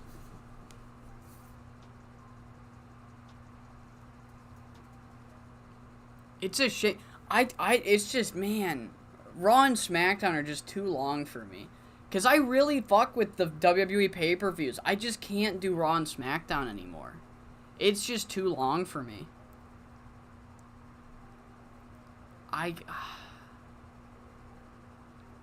It's a shame. Because I'm pretty sure I'd like it. It's just, fuck, man. How did this only get an 80?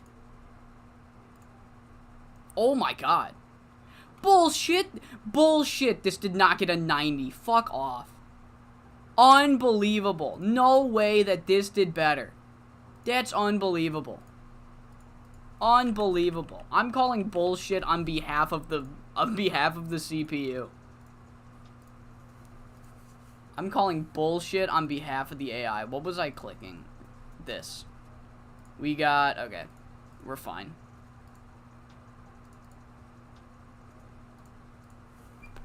Ugh.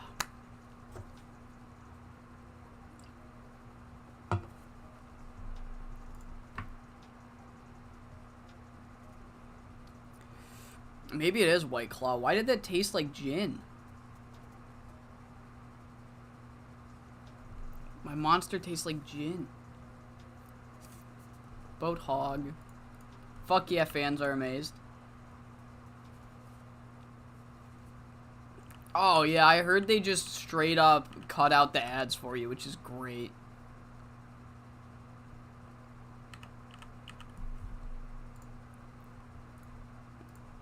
Which is great. Oh my fucking lord, holy shit.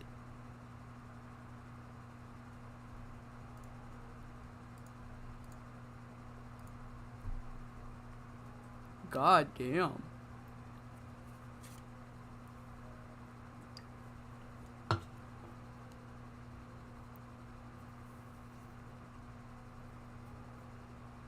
Okay, so the question is, do I just get a second monster or do I get water?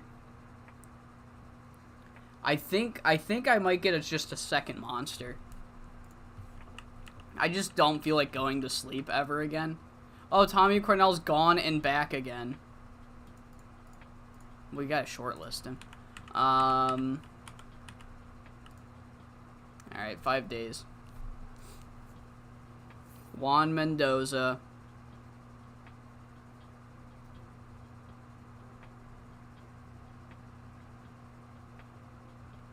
Water then monster? Boo. Boo. No, I'm gonna have to.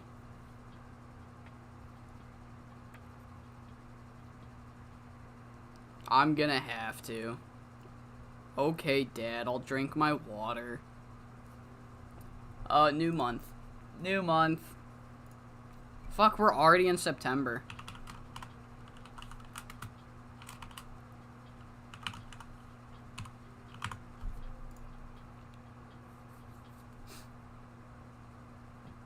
Dude, no, yeah, he would be. I can't. He's not active in the U.S. I'm just I shortlisted him in case he becomes active in the U.S. again. But I think he has the homebody attribute, so I don't think he ever will.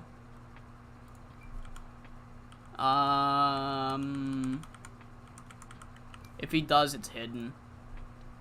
I haven't seen him fucking be active in new game areas in this game. Fucking don't do that. Stop. Stop offering my people deals. It's scary. I got to pre-book Hugh and Mitchell.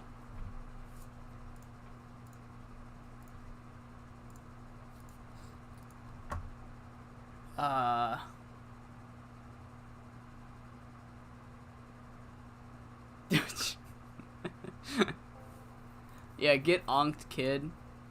Get fucking unked. Well, yeah, man. It's like you don't get it. You gotta fucking. You're not supposed to do what you're supposed to. You're supposed to do what you want.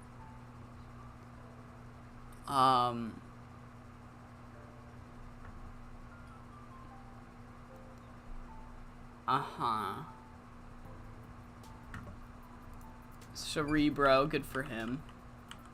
Evan Alpass argument. Alright. 3 more days.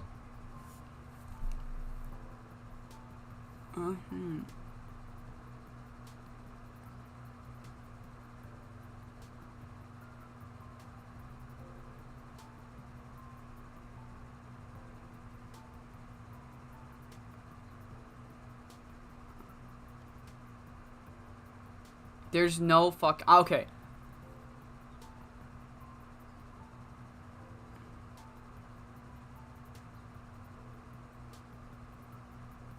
I don't know. I tried to speed read that fucking rock segment. I tried to speed read what the hell happened, and I don't understand it. I don't get it. I chugged 3 energy drinks working midnight at a gas station. That's what I fucking did. I used to work overnights at a warehouse, and I would fucking I took caffeine pills and I washed them down with Nas. Oh my god, we can get Dusty the cunt. We can get Dusty the cunt. Holy shit. Oh my god, guys, we can get Dusty the cunt. Oh my god, no, I'm not gonna fucking sign him. Yeah, I would eat. I wouldn't even wash them down. Okay. I wouldn't take the caffeine pills like a normal human being. I would crunch them up. I would chew the caffeine pills because it would work faster. So I would chew caffeine pills, and then to get the taste out of my mouth, I would drink a big fucking Nas. And if I didn't have caffeine pills, I would take 2 5-hour energies, and I would chug them like I'm taking a shot. And then I would also wash that down with. I always had a Nas. But yeah, then my heart started hurting, so I stopped doing that. I think there's an episode.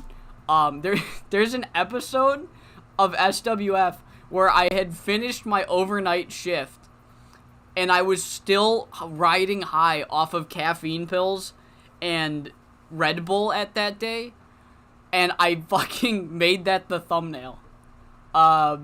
So I don't need to move coast to coast. I just need to move Reach for the Sky back 1 day. Because of fucking Frankie Perez. Fucking Frankie Perez.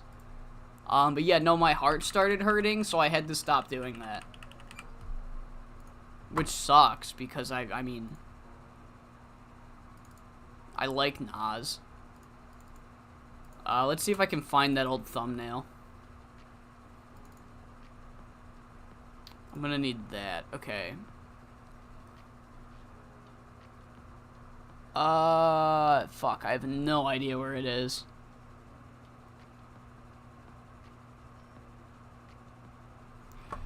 Magnifico gone.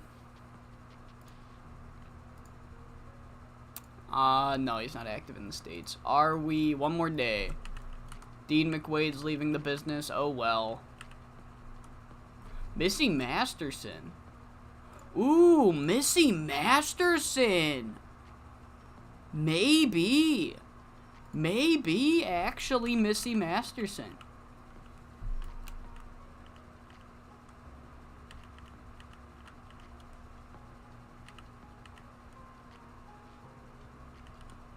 No fucking way. She's trying to get into the Byron family.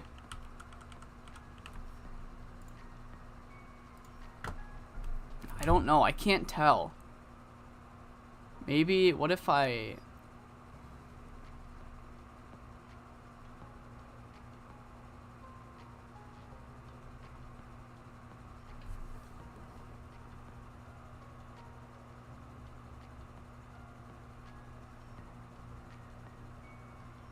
I have no idea where that thumbnail is. What? Are you fucking with me? Are they getting rid of the women's division?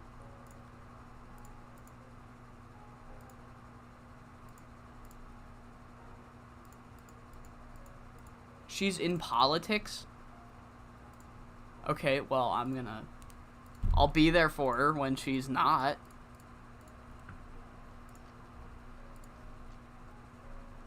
No one gets the night off. Alright. I have 237. Let me see if I can find this thumbnail while I'm looking, and then we'll get back to booking, because God forbid I book. I just gotta remember which episode it is. I can't tell.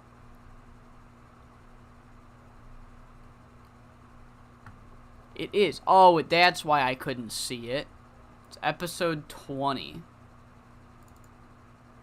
Here it is. Yeah, there it is. There's the caffeine pill. There's my 2 Red Bulls. I was fucking riding high during this episode. Yeah. But yeah, honestly, not a good idea. Was not a good idea. Kind of regret it. What do I have for creative finishes? I need 2 badly. Yeah, I need 2. Alright. Well, that's not what I want.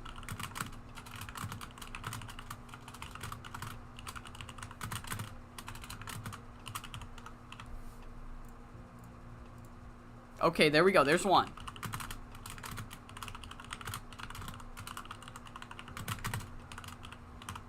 Okay. Just give me 2. That does not help me, but that's a good finish.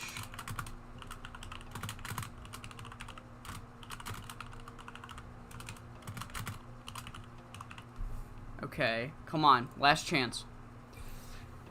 Damn. Damn.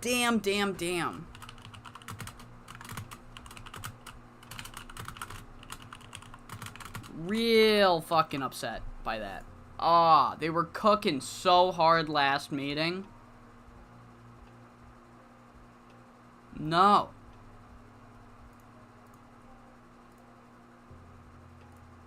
Is this the second fucking time? Is this the second time? Oh my god. Open forum. Jesus Christ. Alright, nobody's happy. Alright, I'm gonna book this show. And then I'm gonna get water and another energy drink. So, I'll book the show, dip for a minute, and then I'll run it. Yeah, dude, all their creative juices were ran dry by the Heartbreaker. Alright. So we're gonna open with the tag title match. And you'll never guess what happens. You will never guess. That's right. Jake Idle and Jackpot Jordan are going to retain because Air Attack Weasel runs in. You would never guess. Steal the show. Open, slow build. Book. And then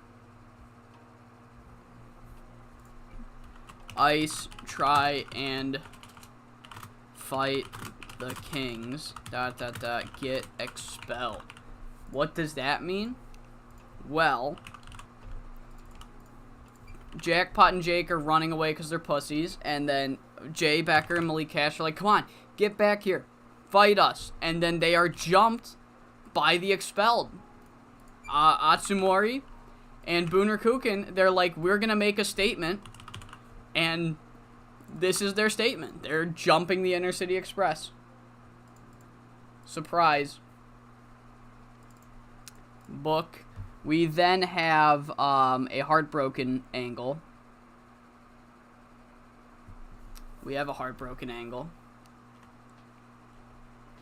Superfish Mean Girls. That's all you're getting. His heart is broken. Let the man preach. The only thing more shocking than the Coastal Kings running interference would be the Wildcats being allowed by Bullseye and Waylon Walls to reunite for one night only. Spoilers, I don't have that planned ever. But I made that the specific gimmick just in case I want to bring them back. I don't know. It might happen. It might actually happen at some point. I don't know, though. Generic, scripted, backstage interview, pre-taped. Alright, yes. Alright. We have our first reach for the Sky Qualifier, Simon Waves and Swipe Romero. They're going to go 14 minutes. Simon Waves will go over Open Clean Book. Alright, we have Carlos and the group chat challenge the Kings to a pay-per-view trios match. Alright. They say, look, we got the win 2 weeks ago. Last week, you guys cheated again. How about no more cheating? None of this shit. Face us 3v3 versus Weasel and the tag champs, since the tag champs are clearly not going to be defending at the pay-per-view. Fucking fight us, cowards. Foreshadowing. Book, alright. Waylon Walls gives a warning.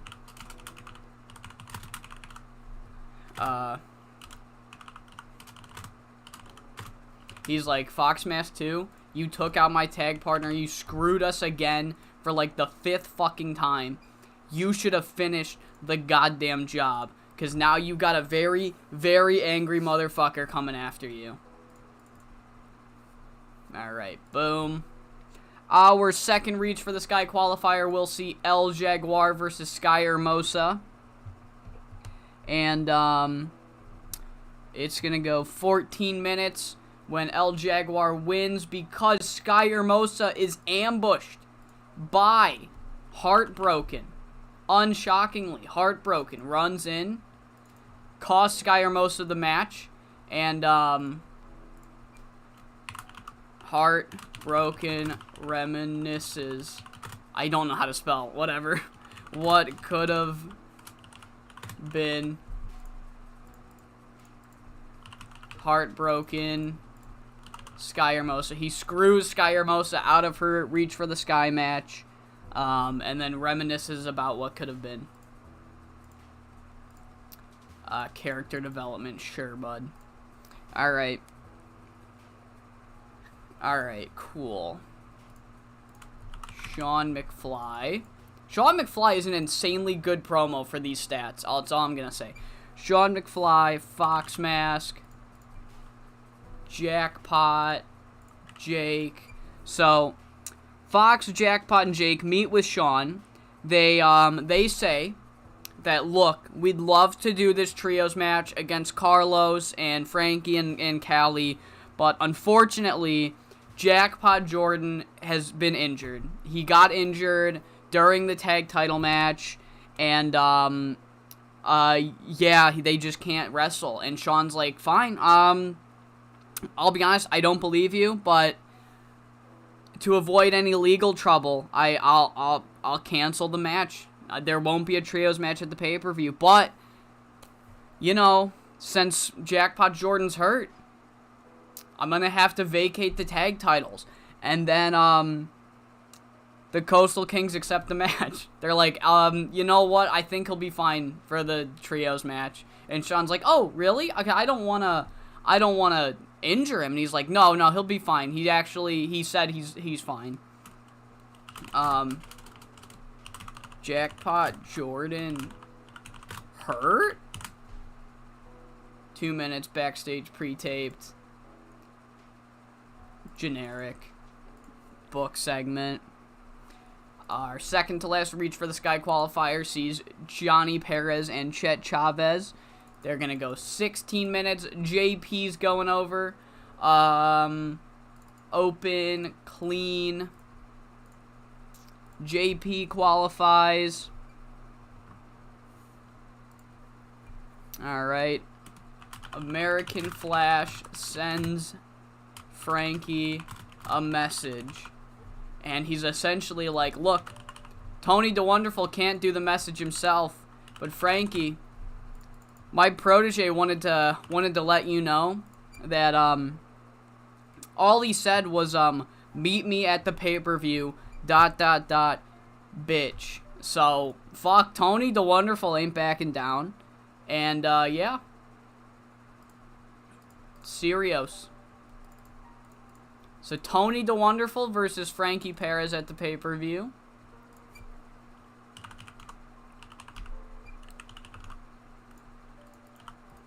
Alright, and then of course the 3v3. Air Attack Weasel, Jackpot Jordan, Jake Idol, Carlos, Callie, Frankie. Book that. Alright. Seth Whitehead hunts the Q Crew. So he finds wasted potential backstage, fucking murders Onslaught. Eureka runs away. Seth Whitehead's like, dude, I'm not running. Yeah, there's not gonna be any running. You picked the wrong motherfucker to fight. Next week, Eureka, you and me are wrestling in the ring. Alright, Seth Whitehead working the crowd. Onslaught. Eureka. 2 minutes, backstage pre-taped. Hype. Book. Guru announces some matches for next week.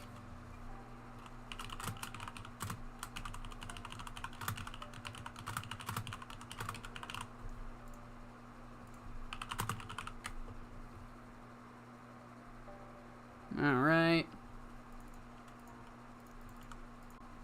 Just straight up hype.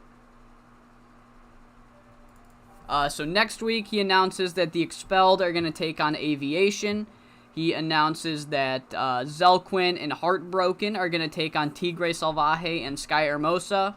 And the main event will be El Jaguar, Luis Montero Jr., and the winner of Hugh versus Mitchell versus Kira Lee, Simon Waves, and Johnny Perez. Just a Reach for the Sky hype match in the main event next week. And then the main event this week is, of course, Hugh and Mitchell Aldred. And winning the match and going to that main event will be Hugh Day Ask. Open called? Yeah, I think so. That's track progress. Open Mitchell. Oh, fuck yeah. We're going to steal the show here, too. Open, called, clean finish.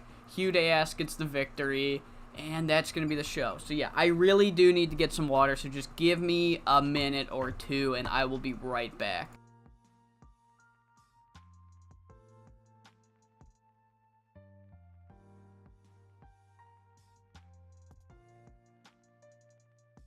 No, that was not a throwaway line.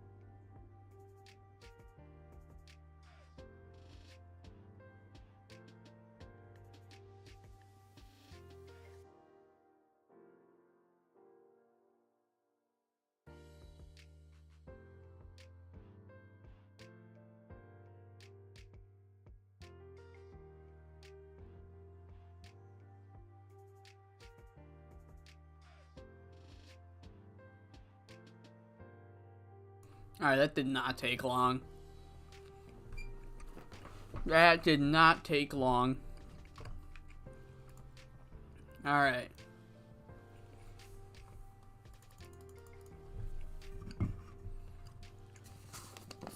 I am starting to get a little tired.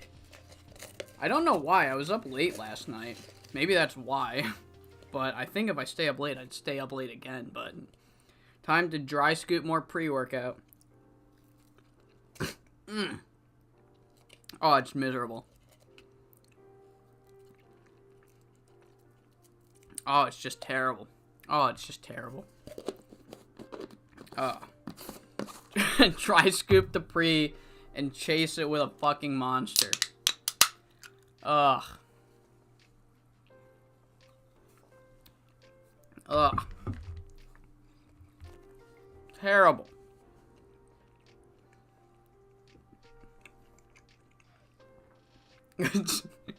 Well, no, I'm thinking of, like, if I stay up late every night, wouldn't I get tired later? Or no?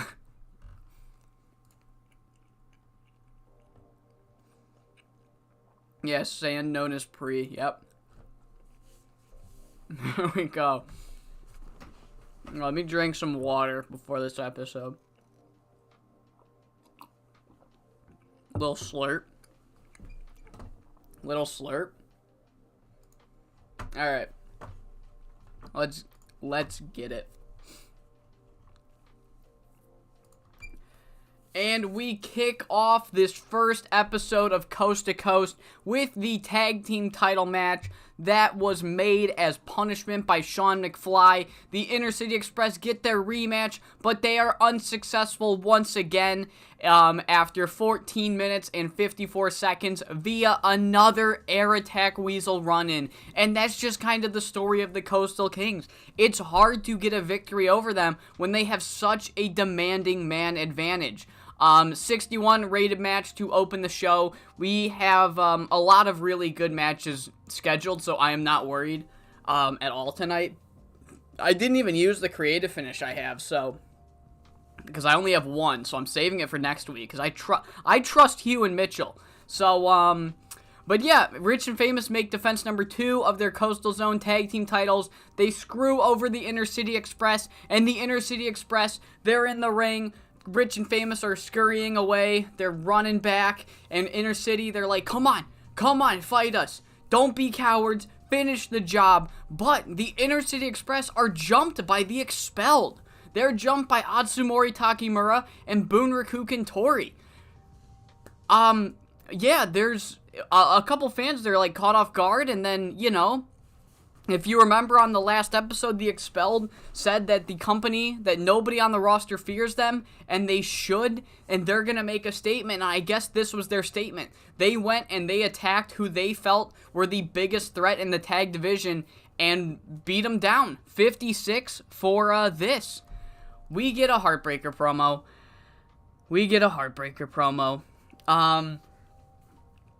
And he says, we get a Heartbroken promo. He says that, Sean McFly set a precedent 2 weeks ago when American Flash had pinned the current Coastal Zone World Champion, Mash Cougar.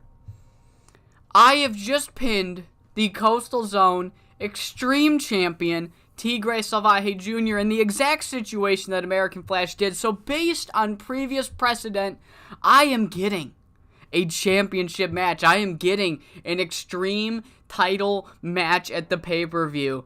Tigre Salvaje Jr., I'm coming for your belt. And to those stereotypical mean girls, Kira Lee, Sky Hermosa, you tried everything in your power to prevent me from winning and getting a tag team and getting a title match, and you failed. But you two, you're gonna get what's coming to you. You're getting what you deserve. 43 for that ominous Heartbreaker promo. We have our first Reach for the Sky qualifier as Simon Waves defeats Swipe Romero in 11 minutes and 39 seconds. 54 rated match. Really good mid-card match here. Simon Waves qualifies for the Reach for the Sky match. we have a trios match announced for the pay-per-view. California Love Machine, Carlos Barrera, and Frankie Boy Fernandez. Frankie and Cali say that Carlos has officially joined alongside them and American Flash in this ongoing battle to vanquish the Coastal Kings, and they want to take on the tag champs and Air Attack Weasel at the pay-per-view. They say that it's official, made by Sean McFly, made official at the pay-per-view. There is going to be a trios match. 59 for the announcement. We get a quick promo from Waylon Walls that says Fox Mask 2 took out my partner indefinitely. I don't know when Bullseye's knee is going to recover, but Fox Mask 2 made one big mistake, and that was not finish the fucking job. Fox Mask 2, you are going to feel my wrath. Ugh. You are going to get one of the worst ass whoopings of your life because you've got one angry motherfucker coming after you. 37 for that angle. Our next Reach for the Sky qualifier gets a 63 rated match as El Jaguar defeats Sky Hermosa in 12 minutes and 1 second, and El Jaguar wins because Heartbroken interferes in the match. That's another interference in this show, as Heartbroken said that the California Dreams were going to get what's coming to them, and he has just screwed over Sky Hermosa. He stands over her, he taunts her, he says, at the pay-per-view, Sky, I'm going to be the next Extreme Champion, and you could have been my bride-to-be, you could have been my baby bear, my little boo. We could have been one hell of a power couple, but you threw that all away. For what? For some hunky jock that'll never actually appreciate you, Sky. I really wish things could have been different between us, but you chose your bed, and you're gonna lie in it. 51 for that promo. Fox Mask, Jackpot Jordan, and Jake Idol go into Sean McFly's office, and Fox is like, hey, Sean, sorry, I really hate to do this, but we can't wrestle that trios match. And Sean's like, I'm sorry. And he's like, look, this kind of shit happens, but I wanted to be the one to tell you that Jackpot Jordan, he injured his elbow in the opener, and he can't wrestle. He can't do it. And Sean's like, are you serious? And Fox is like, yeah, I'm dead serious. And he's like, okay, well, whether I believe you or not, I don't want to get into legal trouble. So, if he's actually injured, I have no choice but to cancel the match. But if he's injured, then, I mean, I'm rich and famous. This is CZCW law. They're going to have to release the tag titles. They're going to have to vacate the tag titles. And Fox is like, they do? And he's like, yeah. And Fox is like, hey, Jordan, you think you good? And Jordan's like, yeah, dude, I'm 100%. I've never felt better. And Fox is like, yeah, I guess we're working the trios match. Oh, you are? I really don't want to force him or anything. Seriously, if he's in no shape, he's like, no, he's fine. He'll recover. His elbow will be fine by the pay-per-view. And Sean's like, oh, okay, then I'll keep promoting it then. Cool. So yeah, that match they tried to get out of it, but nope, did not work. Our second to last Reach for the Sky qualifier sees Johnny Perez defeat Chet Chavez in 13 minutes and 36 seconds with the triple jump tornado DDT. Good performance here by Johnny P. Gets a 56. Very happy. We have one more match to get to, and it's our main event. But before then, we have American Flash. He's relaying a message from Tony DeWonderful to Frankie Perez, and he says, Frankie, look, I pick him good, don't I? I really do. So here's the thing. I got a message from Tony DeWonderful, who isn't here tonight, but he will be here next week, and all he says is, meet me at the pay-per-view, ... bitch. So, Frankie, I know you thought you were gonna beat down on, this little charity case that American Flash has, and you've failed to remember that Tony DeWonderful is one of the toughest son of a bitches on this roster. He's the future of Coastal Zone for a reason, Frankie, and you're going to experience that firsthand at the pay-per-view. We have Seth Whitehead bursting into Wasted Potential's locker room, looking for Zell Quinn. He sees Onslaught. He fucking uppercuts him off of his feet onto the ground, fucking lays waste to him. Eureka LaBelle books it. He starts running. Seth Whitehead's about to chase him, and he's like, you know what? Let him run. Let him run. And then he yells, Eureka, you can run all you want, buddy, but next week, I got a match against you, and there's going to be no running there. Tell your boy Zell that the Q crew have fucked with the wrong man. So yeah, Eureka LaBelle versus Seth Whitehead next week. He's going to run the gauntlet. Hopefully, he'll face Zell Quinn as well. But Seth Whitehead's going to run the gauntlet, take on Eureka next week. And we have a couple of other matches announced. As right before our main event, the Guru announces matches for next week. We are going to see the Expelled versus Aviation. That is happening next week. The Expelled's debut as a tag team. I didn't make them an official team. I'll have to do that. We're going to have the team of... That's fuck you. We're going to have the team of Zell Quinn. Please click. Zell Quinn and Heartbroken versus the current Extreme Champion and Sky Hermosa. And our main event, I can't pre-book it until after the main event, but our main event next week will be a preview for the Reach for the Sky ladder match, as the team of Kira Lee, Simon Waves, and Johnny Perez will take on the team of El Jaguar, Luis Montero Jr., and the winner of Hugh Day Ask versus Mitchell Aldred. And who wins between Hugh and Mitchell? In a 64 rated match. Perfect rating. Mitchell Aldred, fucking goddamn it. He was off his game. This could have been great. I really thought this was going to be great. Shit happens. It still got a 64. I'm fine with that. Hugh Day Ask, however, does win. Mitchell Aldred got the victory last week, but in the end, after 14 minutes and 7 seconds, Hugh Day Ask hits the cutthroat driver, gets the victory, and it will be El Jaguar, Hugh Day Ask, and Luis Montero Jr. versus Kira Lee, Johnny Perez, and Simon Waves. Main event next week.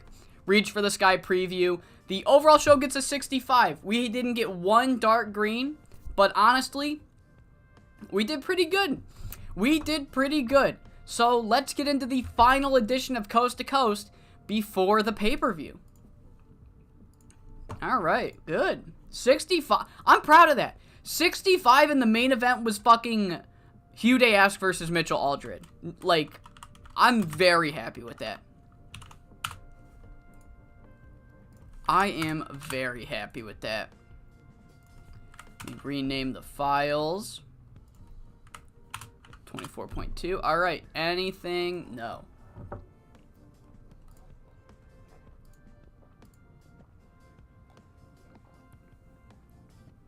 Dude, I'm really upset by that. A 38's kind of fucking damn, you know?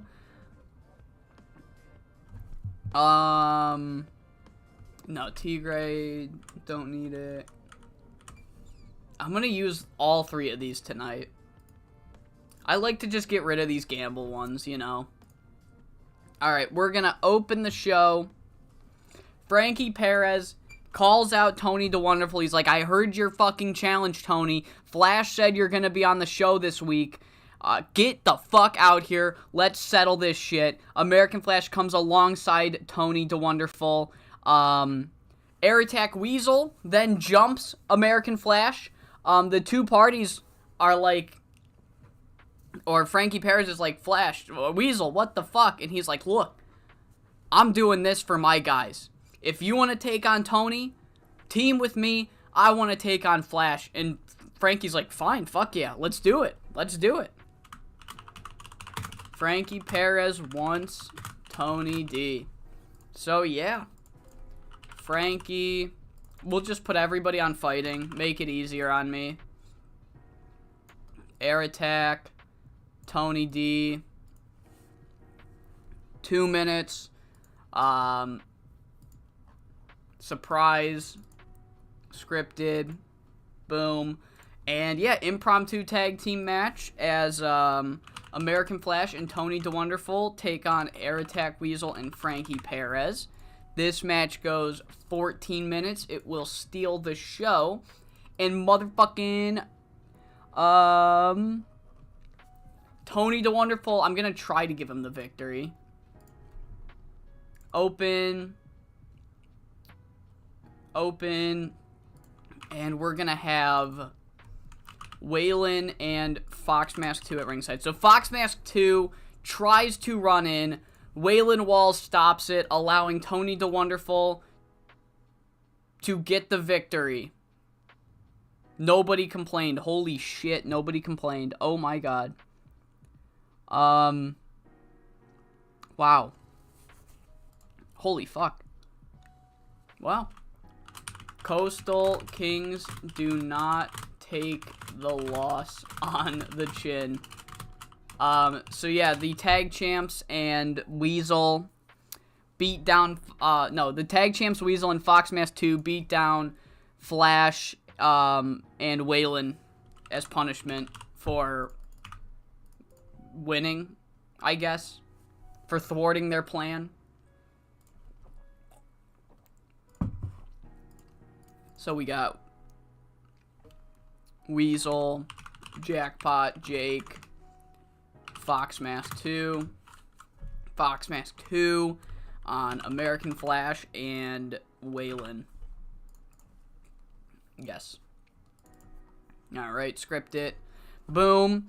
We have a promo by everybody's favorite member of the women's division, Air Raid Siren, who just cuts a quick 2-minute promo backstage, just kind of saying she has recovered. She had one brutal match with Heartbreaker, and she's finally healed. She'll be cleared. She's going to be at the pay-per-view, and she just says that her story with Heartbreaker, heartbroken, whatever, it's not finished. It is not finished. That is a weird way to cheer, reality. That is a weird way to cheer. Foreshadowing. Should have stayed in the IR? No, she's back from the IR. That's what I'm sorry. Sorry, there must have been confusion. She's back from the IR. And yes, ooh, cheer, yay. I know, right? Isn't she awesome? I love her. Fuck, don't take that out of context, please. I gotta make these guys a team. So Atsumori and Tori. Unit the Expelled. Their finisher is gonna be called the Exodus 2020. Alright, cool. Story is not finished. Oh, you're even clapping for her. Good. So hiss is clap. Okay, good. Clap and cheer. Eureka LaBelle versus Seth Whitehead does exactly what you think it does. I don't even have a crush on her. I'm just, like, fucking tired. I'm just tired. We'll gamble finish it. Seth Whitehead wins. Open, clean. Book it. Yeah, and then Seth says Zell will meet his maker.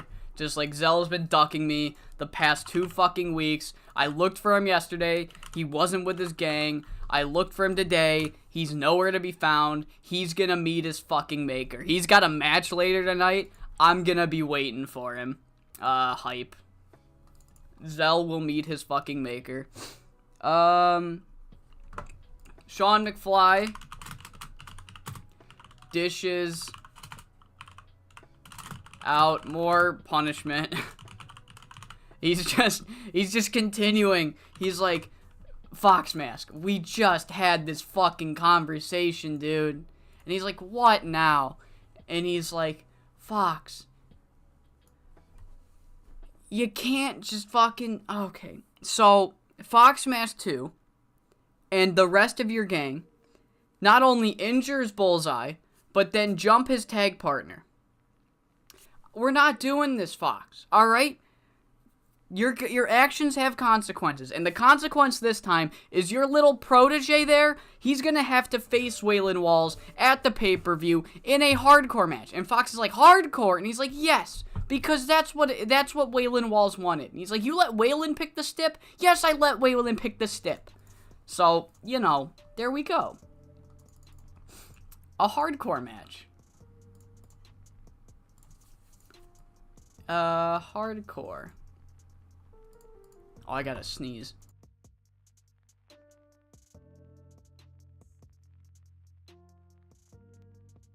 Yeah, fucking make me wait 5 minutes, sneeze. Fuck, man.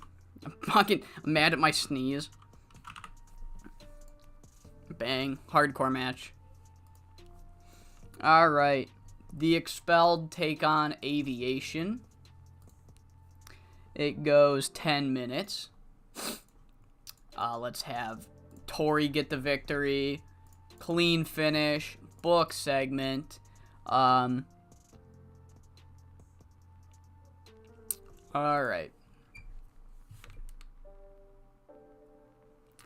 Alright. Ice. Respect the message, but not the people. And just essentially, like, the Inner City Express come out, and they're like, we get where you two are coming from. You two want respect, you feel nobody's giving it to you, so you're trying to take it. We can understand that. We can respect that. What we can't respect is your choice of opponent, because you picked the 2 wrong motherfuckers, and we're gonna take you on at the pay-per-view. And the Guru comes running in, he's like, you two, come on. You do not want to take these 2 on at the pay-per-view, genuinely. And, Jay Becker's like, Guru, I don't fucking care that you were the one that signed these guys. Get out of my face. We're fighting them at the pay-per-view. And Guru's like, alright, I tried to warn you. Jay Becker, Malik Cash, the Guru, Booner Kook and Tori, and Atsumori Takamura. 2 minutes. Storyline, scripted, book. So we have that on the pay-per-view. Inner City Express versus the Expelled. Alright. Save. Next we have the Faces tell the Kings to meet them in the ring. No match tonight. Just straight up meet us in the ring. Frankie Boy, California, American Flash, Carlos Barrera.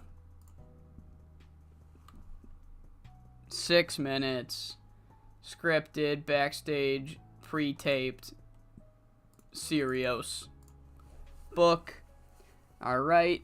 We have the tag match. Zell Quinn and Heartbroken versus Tigre and Sky. These two haven't teamed up in a minute, so this is fun. This match goes 16 minutes. And, at the 15-minute mark, Seth Whitehead comes running out, chases Zell Quinn far, far away, allowing Sky Hermosa to pin the current #1 contender for the Extreme Championship, Heartbreaker. It's gonna get hard getting used to that fucking new name. I'm serious. And then McFly announces that since Sky pinned the #1 contender, she is added to the Extreme title match. So Heartbreaker was talking like, due to previous precedents, I'm getting a title match. This is what Sean McFly did with Flash and Cougar. So let's do it with me. And then he gets pinned by Sky Hermosa, and he says, look, this is the precedent, right? This is the precedent. We're going to have a 3-way at the pay-per-view. Heartbreaker.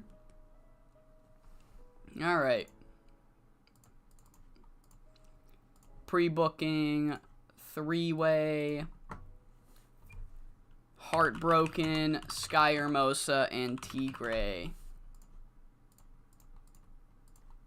Boom. All right. All right, so Zell manages to escape via Uber. And Seth Whitehead, he chases him all the way to his Uber, and then he looks right at the camera, and he's like, "Aw, man, I just wanted to talk to him. I really just wanted to talk to him to let him know that I'm going to wrestle him at the pay-per-view. That's a shame. I think he'll find out anyway." It's 2 minutes, backstage, pre-taped, storyline, book. I think that's the last match to pre-book. We'll do Zelquin.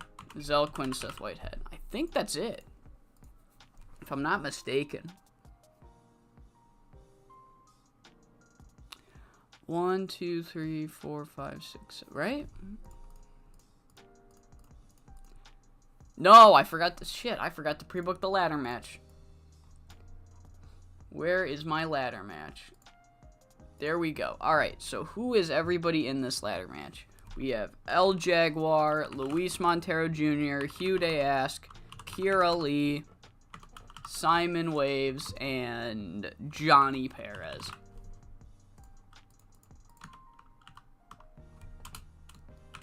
Reach for the Sky ladder match. Bang. Pre-book. There we go. That's the final match. Alright.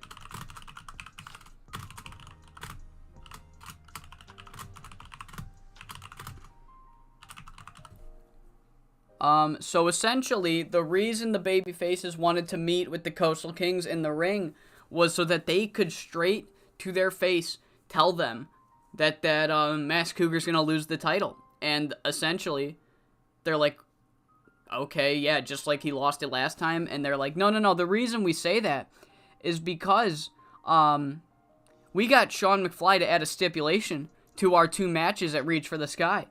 In the title match, if any part of the Coastal Kings, if anyone who is a member of the Coastal Kings makes even so much as an appearance during the match, then Masked Cougar will be disqualified and he will drop the title. Out of fairness, the same will go for the baby faces. So essentially nobody in this feud is allowed anywhere near this match. They are just essentially announcing that it will be everybody banned from ringside or else. So, that's fucking big step. American Flash will now have a huge advantage going into the title match. Fox Mask. Actually, we can Fox Mask, Masked Cougar. We'll go Jackpot, Jake, Weasel. There we go. 5 minutes. 5 minutes. Hype. Improvised. Bang. Main event. Trios match. I have it go 18 minutes. And who's winning? Hugh Dayask can go over because I had him jobbed that one time, so yeah, I don't care who they give the loss to. They can figure it out. Open, slow build, clean, creative finish. Dogs are losing their shit. Losing their shit over something they saw.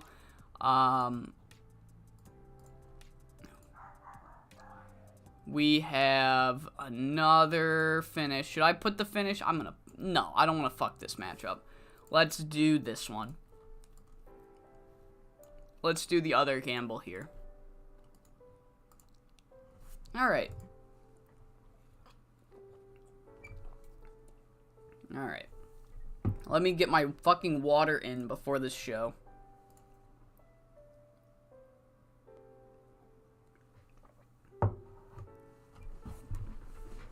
Alright. Let's get it.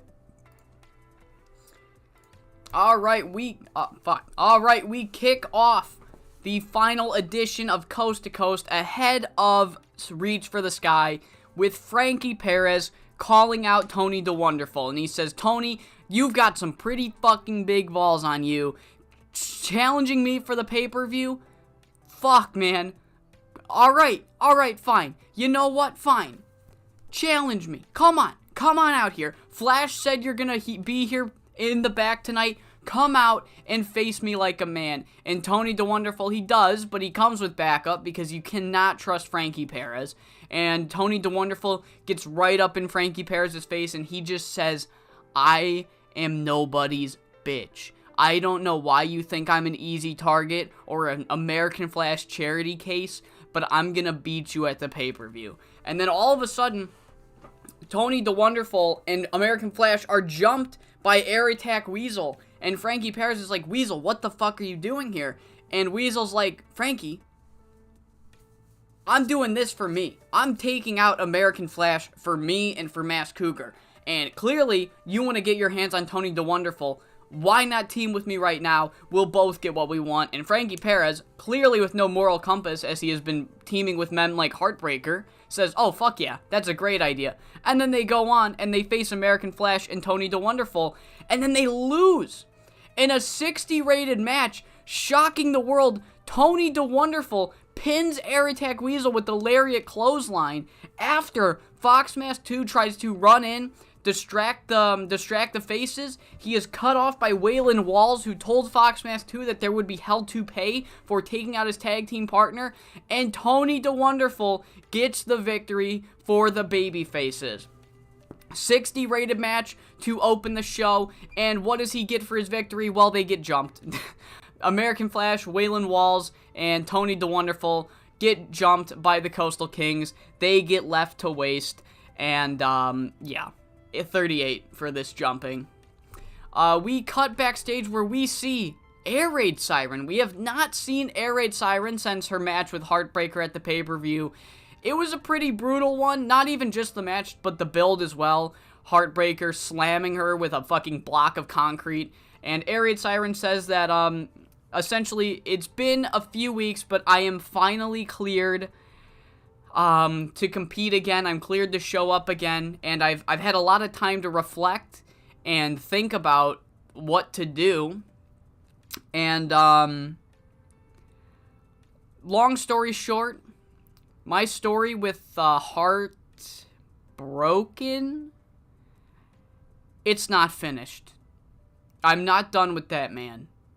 And at the pay-per-view, I will make my intentions very clear. 31 rated angle. Air Raid Siren is not done with Heartbreaker. We cut to the ring where Seth Whitehead fucking just kicks Eureka LaBelle's ass. He makes an example out of Eureka LaBelle. He wants Zell Quinn to know that if he ever gets his hands on Zell for fucking with him, this is what's gonna happen. Match goes 8 minutes and 6 seconds. Butterfly powerbomb. Seth Whitehead gets the victory, and he wastes no time. Grabs a microphone. Holy fuck. 71 rated promo. Grabs a microphone and says, Zell Quinn has been ducking me for 2 weeks. I tried to find him last week. I barged into his locker room. I only saw his 2 stupid fucking looking goons. Couldn't find him. I've been looking for him all day. I can't find him. He's nowhere to be found. He's been ducking me forever, but eventually, Zell Quinn's gonna meet his fucking maker. 71 rated promo from Seth Whitehead. Sean McFly pulls Foxmask into his office again, and he says, Foxmask, buddy, we just had this conversation. He's like, what now? And he's like, Fox, last time your fucking protege did something, what did I do? And he said, well, you gave me a very unfortunate title match. He's like, yes, I did do that. What did your protege do this time? He went and he tried to interfere in a tag match, and then all of your boys jumped them. No. You want to know what your punishment is this time? Your punishment is your little protege who thinks he's on top of the world and can do whatever he wants. He's going to have to face his consequences. He's going to have to face the man of the tag team partner. The tag team partner of the man that he took out in a hardcore match at the pay-per-view. And Fox Max is like, whoa, calm down. A hardcore match against Waylon Walls. He's like, yes.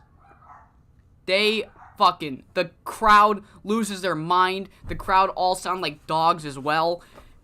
Yes, Waylon Walls and Fox Match 2 are opening the show in a hardcore match, 54 rated angle. We get a tag team match between Aviation and the Expelled. The Expelled's debut as a tag team goes very well for them. Match goes 7 minutes and 57 seconds. Bunraku Tori gets the victory on Viento Negro after hitting their finisher, the Exodus 2020. And creative finish was a success. Viento has a gimmick that's getting stale. Guess what we're going to do, bud? We're going to drop your gimmick. Because it's only hurting you. But after a successful tag team debut, the Expelled are called out by the Inner City Express. The Inner City Express confront them. They're like, look, we understand your message. We've had to do the same thing in ACPW. We get what you're trying to do. We get. You want respect. Nobody's giving it to you, so you're going to take it. We get it. We can respect that. You know what we can't respect? We can't respect your choice of opponent. Because you have a very, very bad judge of character if you think that we're just going to take it lying down. And then Jay and Malik try to challenge the Expelled for the pay-per-view, and the Guru comes running in, and he's like, you two do not want to do this. And Jay Becker's like, Guru, I know that you were instrumental in hiring these two guys, but you cannot protect them at the pay-per-view. At the pay-per-view, we are going to make a fucking example out of these two rejected, expelled Japanese motherfuckers. So, Guru, no matter how much you beg and plead, this tag match is happening at the pay-per-view. 36 for this match announcement. We have a promo by the faces going coastal, American Flash and Carlos, who essentially say, look, Fox, Cougar, the rest of y'all, you're going to want to meet us in the ring later tonight. We don't want to fight. We're not looking for a match. Later tonight, we got something really, really important to tell you that we want to tell you right to your face. 59 rated segment. The next match gets a 68 as the team of Tigre Salvaje Jr. and Sky Hermosa defeat Zell Quinn and Heartbroken in 14 minutes and 11 seconds at around the 13:50. Seth Whitehead makes his appearance, chases Zell Quinn completely out of the match. Zell Quinn sees Seth Whitehead and he fucking books it, allowing Heartbroken to just get 2-on-1. Sky Hermosa hits Heartbroken with the Sky Twister press, gets the pinfall victory, 68 rated match. And Sean McFly comes out and he says, Heartbroken, you've been talking about this precedent that was set with American Flash and Masked Cougar, and you're right. You pinned the champion. You're going to get a title match. However, I mean, the rule applies to Sky Hermosa. She just pinned the number one contender, so I see absolutely no reason why you shouldn't have to also face Sky Hermosa for the number one contendership. So how about this? At the pay-per-view, you're going to get your title match, and so is Sky Hermosa. It's going to be a three-way for that Extreme Championship, and Heartbreaker is like, no, this is fucking bullshit. Sky Hermosa, you know, Heartbreaker fucks Sky Hermosa out of the reach for the Sky match, so Sean McFly has added her to the Extreme title match after pinning the number one contender. We cut backstage where Seth Whitehead is still chasing Zell Quinn. Eventually, Zell Quinn runs all the way to his Uber, gets in the car, and drives away. Seth Whitehead is not able to catch him, but Seth Whitehead, he says, he looks right at the camera, and he just says, man, I just wanted to talk to him. I had some really good news for him. I had some really good news that we're going to be wrestling at the pay-per-view. I really wish I could have told him. Oh, well, I'm sure he'll find out. One way or another, he's going to meet his maker. 41 for that. And right before our main event, we have the confrontation between the Coastal Kings and the Babyfaces. The Coastal Kings never enter the ring. The Faces are in the ring. They're like, come on in, join us. And they're like, no, what do you want? And essentially, American Flash announces that the reason we called you all to have this face-to-face meeting is because Sean McFly has added a very important stipulation to our matches at the pay-per-view. Look, Cougar, at our title match, if anybody that is a member of the Coastal Kings, even so much as makes an appearance in the ring, if they are visible in the arena, you are going to be disqualified and you're going to lose your championship. And if any of these three guys, we're fair people. If any of these three guys make an appearance either, I automatically lose as well. Cougar, Sean McFly has had enough of you and Fox Mask's constant bullshit. Because at the pay-per-view, there's going to be absolutely nobody but the two of us fighting for that title, and I'm going to come out on top. And the Coastal Kings, they look like they just shit their pants. They've got nobody to rely on. Weasel, if Weasel shows up, it's a DQ. If Fox shows up, it's a DQ. Jordan, Jake, Fox Jr., any of them show up, Masked Cougar loses his championship without even the match properly finishing. 62 rated angle. A game-changing stipulation has been added to the main event. And we finished the show with one hell of a main event, a 75 rated match for the preview of the Reach for the Sky match, as the team of Hugh Dayask, El Jaguar, and Luis Montero Jr. defeat Kira Lee, Johnny Perez, and Simon Waves in 15 minutes and 7 seconds. Really good finish. Hugh Dayask pins Johnny Perez with the cutthroat driver. And yeah, there we go. 70 rated performance from El Jaguar, 69 from Hugh. We finished coast to coast with probably what CZCW should be known for, and that's just quick, fun, high-energy matches. 75 rated match to finish the go-home show, 74 for the overall show. Really good stuff. $6,000 we made. We won another regional battle, so it's going to be even more money in ticket sales. 55 in the Southwest. We are so close to breaking into relevancy in getting to medium in this save.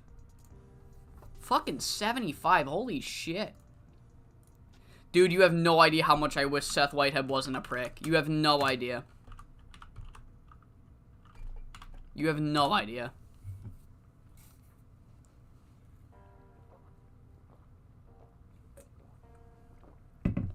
Alright. 68,000 viewers. Hell yeah.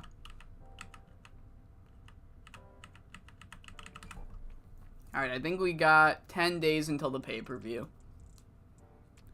10 days.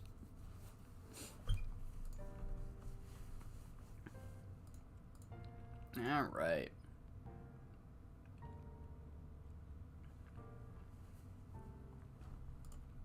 Lo-fi still going. Good to see. Alright.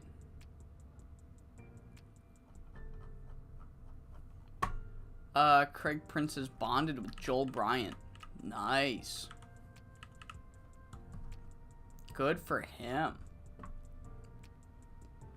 I didn't even read the rest of that. I just saw I wish Seth wasn't a prick, and I'm like, hell yeah. Dude, Zella going over would absolutely be based. But I don't know. I didn't book it. Oh, man.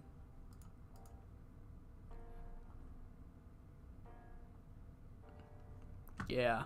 I don't know. You have to ask Sean if he's gonna put Zell over or not.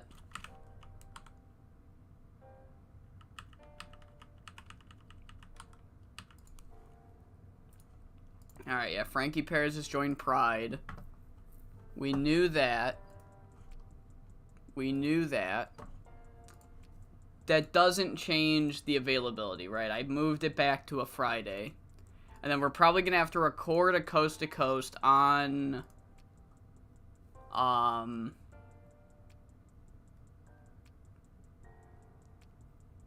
another day.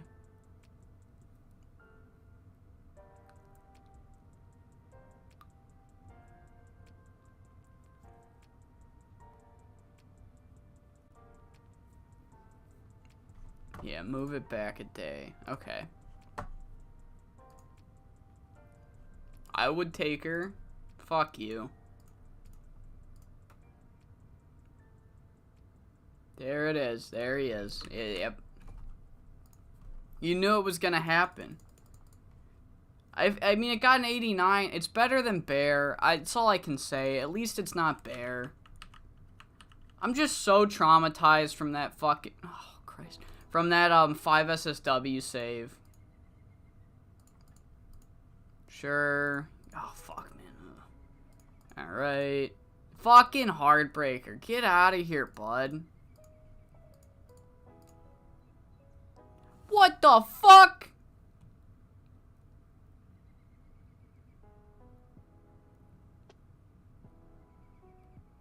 Do you guys see this?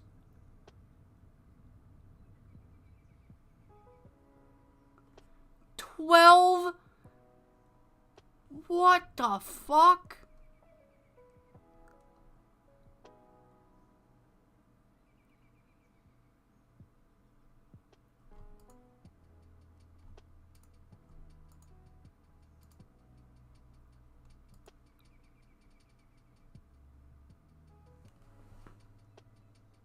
What the fuck?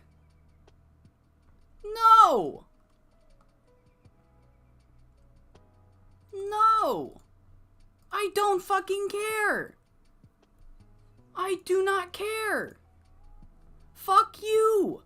$12,030? Go fuck yourself.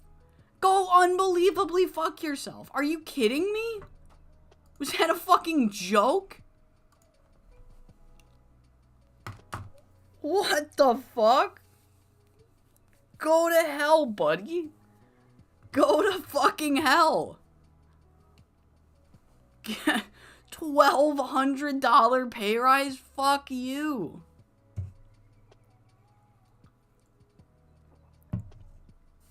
No wonder you got fucking kicked out of Japan. Jesus.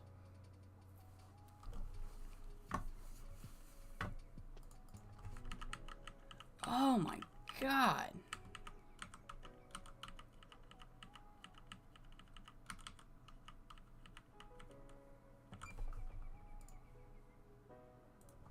Oh, please don't tell me he dropped that title. Okay, good.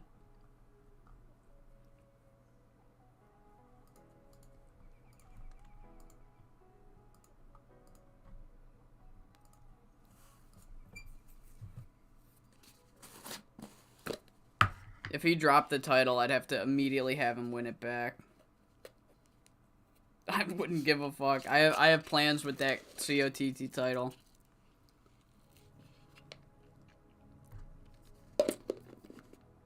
Maki? Oh. Get out of here. I'm already fucking... I'm already dealing... I'm now dealing with this new guy fucking begging for money. I don't...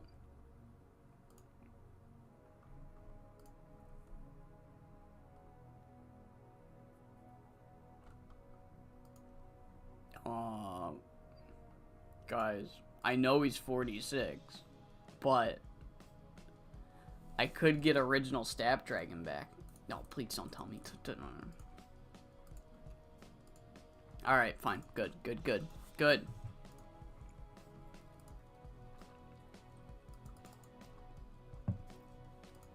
Oh, man. Aaron Knight won the Royal Rumble. No. Dwayne Stone is super jealous of his brother. And Jack the Colt is also jealous of Dwayne Stone's brother. Did they book Maya? I saw them sign her. Fuck you. No, Gina the warrior princess. Maya, stand up for yourself.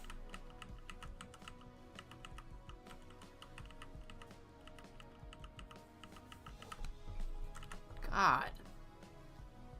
Gina the warrior princess. Get the fuck out of here.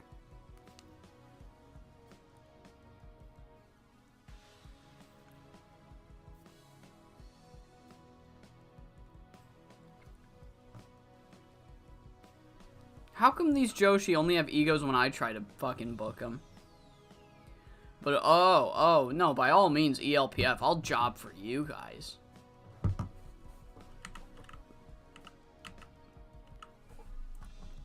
Alright.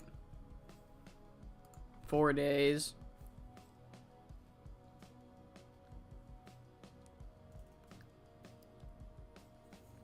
Labu.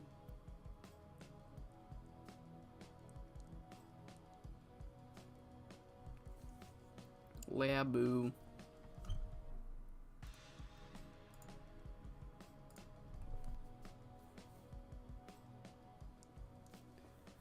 New feud for Julius Moore. Kit Haruyama's quitting. I'm surprised she did that here and not in the other save. Alright, other Coast to Coast was watched. 3 days out from Reach for the Sky. Briscoe. I don't actually know if they say Briscoe in Mark Briscoe's theme song. I know it starts with the Reach for the Sky, and then I just assumed it goes Briscoe. I don't know why. I feel like that would be fun. Briscoe.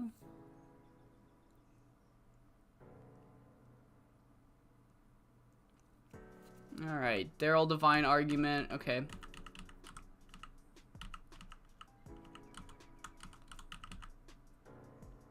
The Behemoths won the tag titles and the... Did one of these companies counter-program the other? They both had their tag titles change on the same... They totally fucking did. They totally SWF 100% just counter-programmed TCW. They're like, fuck, they just had a tag title change. Awesomeness, get the fuck out there. There's no fucking way that's a coincidence.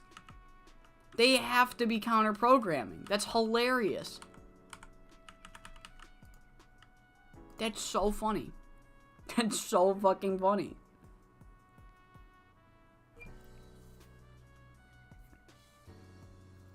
They straight up are counter-programming.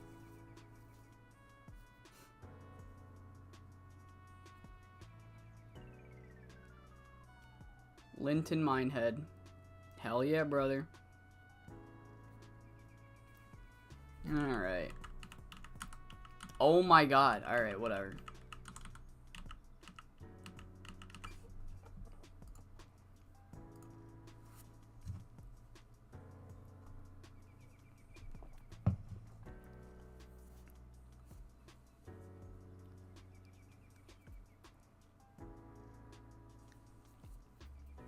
Alright, so I have...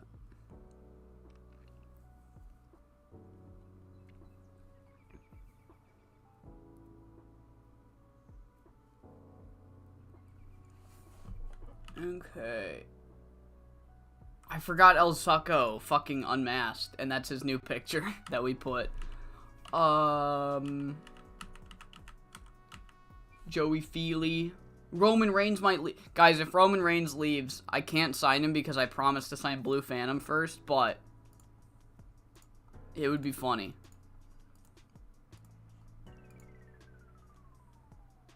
Alright, Reach for the Sky. Briscoe.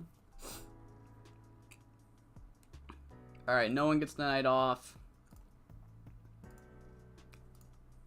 Alright. Use this selection. Alright, so we've got a good bit here. So I have, I would like two.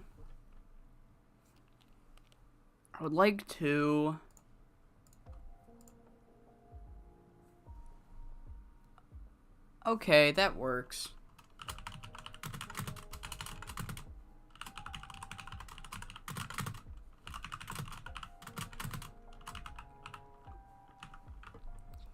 Okay. Alright.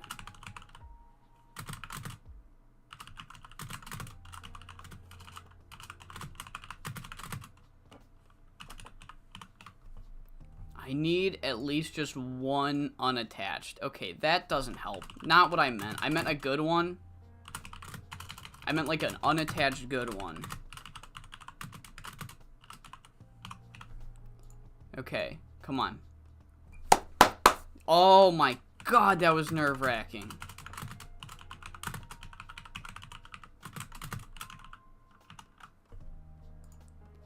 I don't have enough for a fucking... God damn it. You just had to give me that fucking gamble. They're screaming at each other. They have heat. They have heat. Okay. Dylan Seidel chose stern warning. I'm surprised he's fine after I denied him a massive pay rise. So we're doing reach for the sky. Honestly, I think I'm gonna save this. I think I'm gonna save this for either Showdown at Sundown or Hardcore Halloween. So we're gonna... Let's open forum.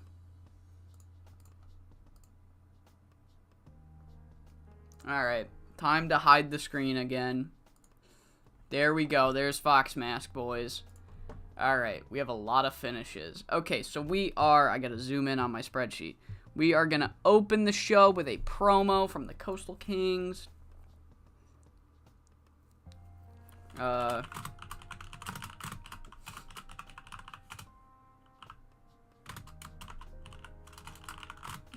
Alright, so it's gonna be you, and you, and you.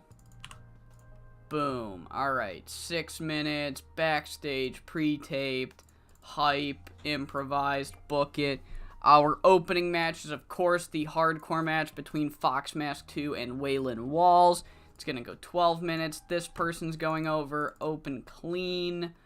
I don't think I have a finish for this. No, I don't. Alright, book segment. Okay, next angle is going to have these people in it.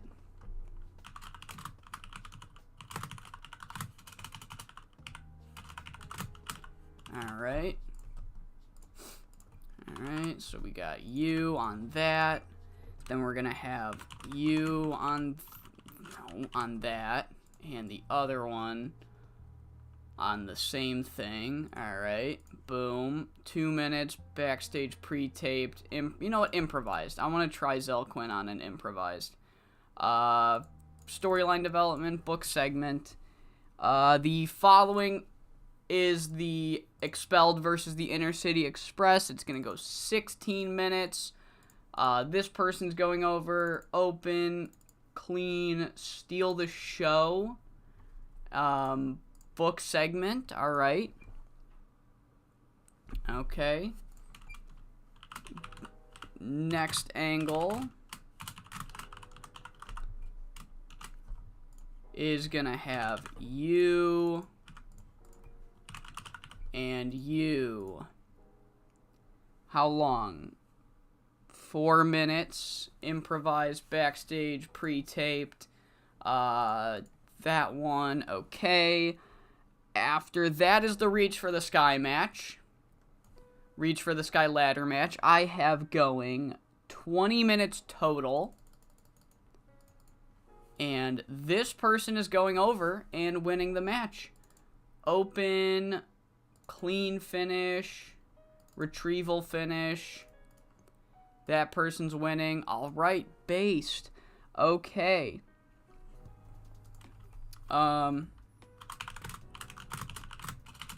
Then we have another angle involving this person, and that person, and you, and of course the other one, that guy.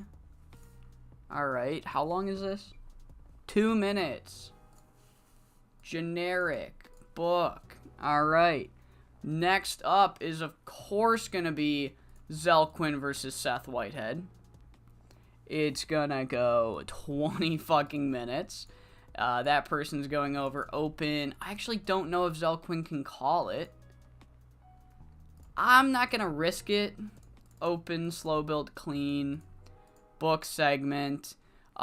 Immediately after we go into Frankie Perez versus Tony DeWonderful. Guys, Tony DeWonderful's a recognizable. Tony DeWonderful's a recognizable. Oh my god, Tony DeWonderful's a recognizable. Holy shit. Holy fuck. Holy fucking fuck. That body of yours is absurd. Holy shit. Holy shit.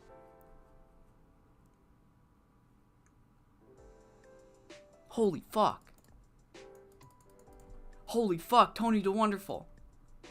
Oh my god. Oh my god. Okay. Oh, sorry. I didn't know that. I thought he was still not important. That's fucking awesome. That's so fucking awesome. Open, slow build, clean. I don't know if I have a finish. No, I don't. Alright. Book segment. I'm cutting so much angle time now. You have no idea. None of these angles are gonna last. I don't care. I gotta open my spreadsheet on my computer so I can edit in real time. You have no idea how little I care. Tony DeWonderful can go 20 minutes now. Alright, so that's gonna be 14 minutes now. That's gonna be 2. I have that at 22. That at 2. Oh, that's perfect? That's actually perfect. Okay, sweet. I'm not getting fucked on, am I? No, I'm not getting fucked on, guys. Can you believe it? Alright. Sorry. 22 minutes there. And then we have the following angle. Frankie versus Tony post match. Alright. So it's gonna have you on that. Or you know what? Let's do quick add. 2 minutes. That one. So Frankie here. Tony here. And somebody there. Alright. Bang. 2 minutes, generic. We'll script it just... You know what? Fuck it. No, they can improvise. Boom. Following that is the Extreme Title 3-way. That will go 20 minutes as well. This person will go over because this person's awesome. This person can take the pin. Open, slow build, clean. Book. And then... Okay, that's just because of the pre-bookings. And then we are going to have...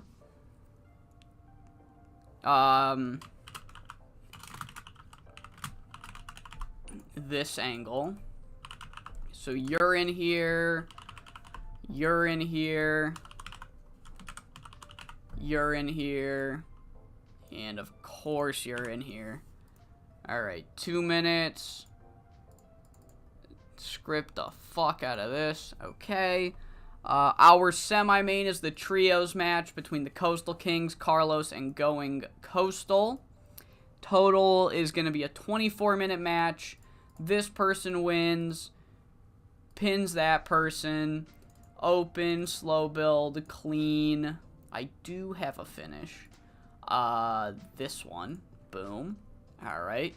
Book segment. Angle.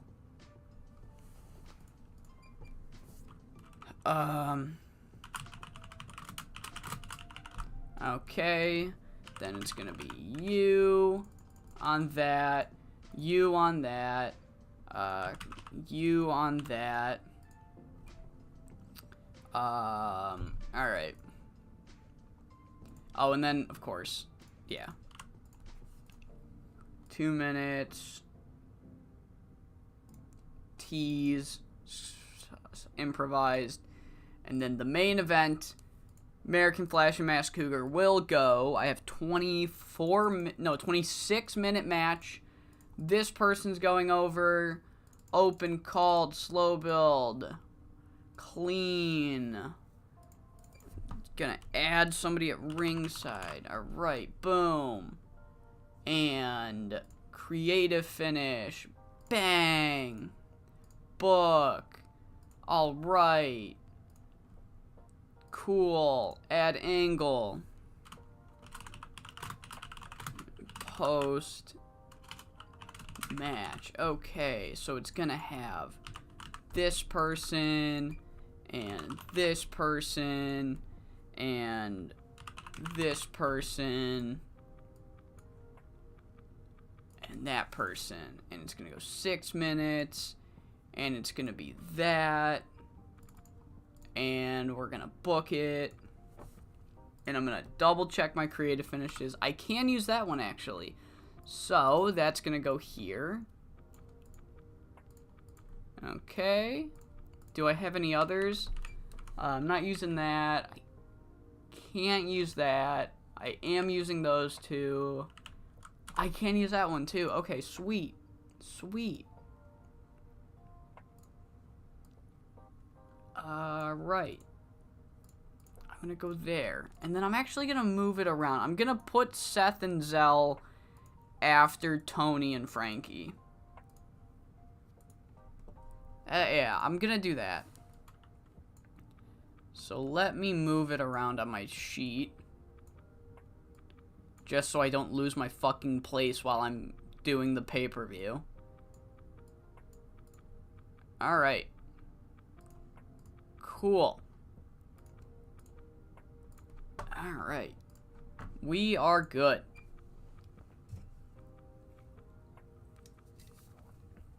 Alright. Gonna finish my water before the pay-per-view, just so my throat doesn't go out again.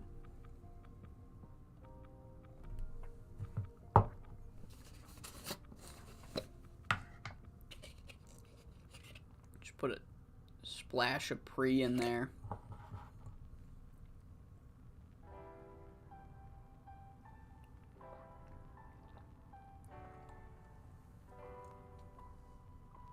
Alright.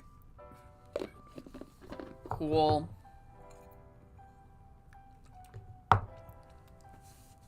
My throat been given out. Pause. But my throat's been given out. So I don't want that to happen. Alright. I think let's just get into the pay-per-view. Let's get into Reach for the Sky. Alright. So we open Reach for the Sky 2022 with the 3 biggest baby faces in the company, essentially saying, with Sean McFly's newest stipulation, nobody involved in this storyline, nobody on the babyface side, nobody in the Coastal Kings allowed to interfere in the main event, or else Masked Cougar's title is vacated or American Flash loses without losing. Fox Mask has nobody to rely on. Masked Cougar's got nobody to fall back on. He's going to have to face American Flash one-on-one, mano-a-mano. No one's going to be able to help him. He's going to be stuck in a corner, and the reign of the Coastal Kings terror is over tonight. And they cannot wait to raise American Flash's hand as the new world champion. Opening the show is the hardcore match between Waylon Walls and Fox Mask 2. Fox Mask 2 has done nothing but fuck with Gangster Nation at the demand of his mentor Fox Mask, and it catches up to him as he takes on Waylon Walls in a hardcore match. He's still young, so he doesn't have that much hardcore in him, but he does pull out a couple of good things, and he does take some crazy bumps, so in that regard, he was cool. But no, Waylon Walls defeats him in 10 minutes and 24 seconds and gets some small more, some small token of revenge for his fallen partner, Bullseye. 47 rated match. We cut backstage to find the Q crew. Wasted Potential are fucking bruised and battered, and they can barely move. Eureka's got a giant ice pack, Onslaught's limping, and Zell Quinn is like, guys, what the fuck?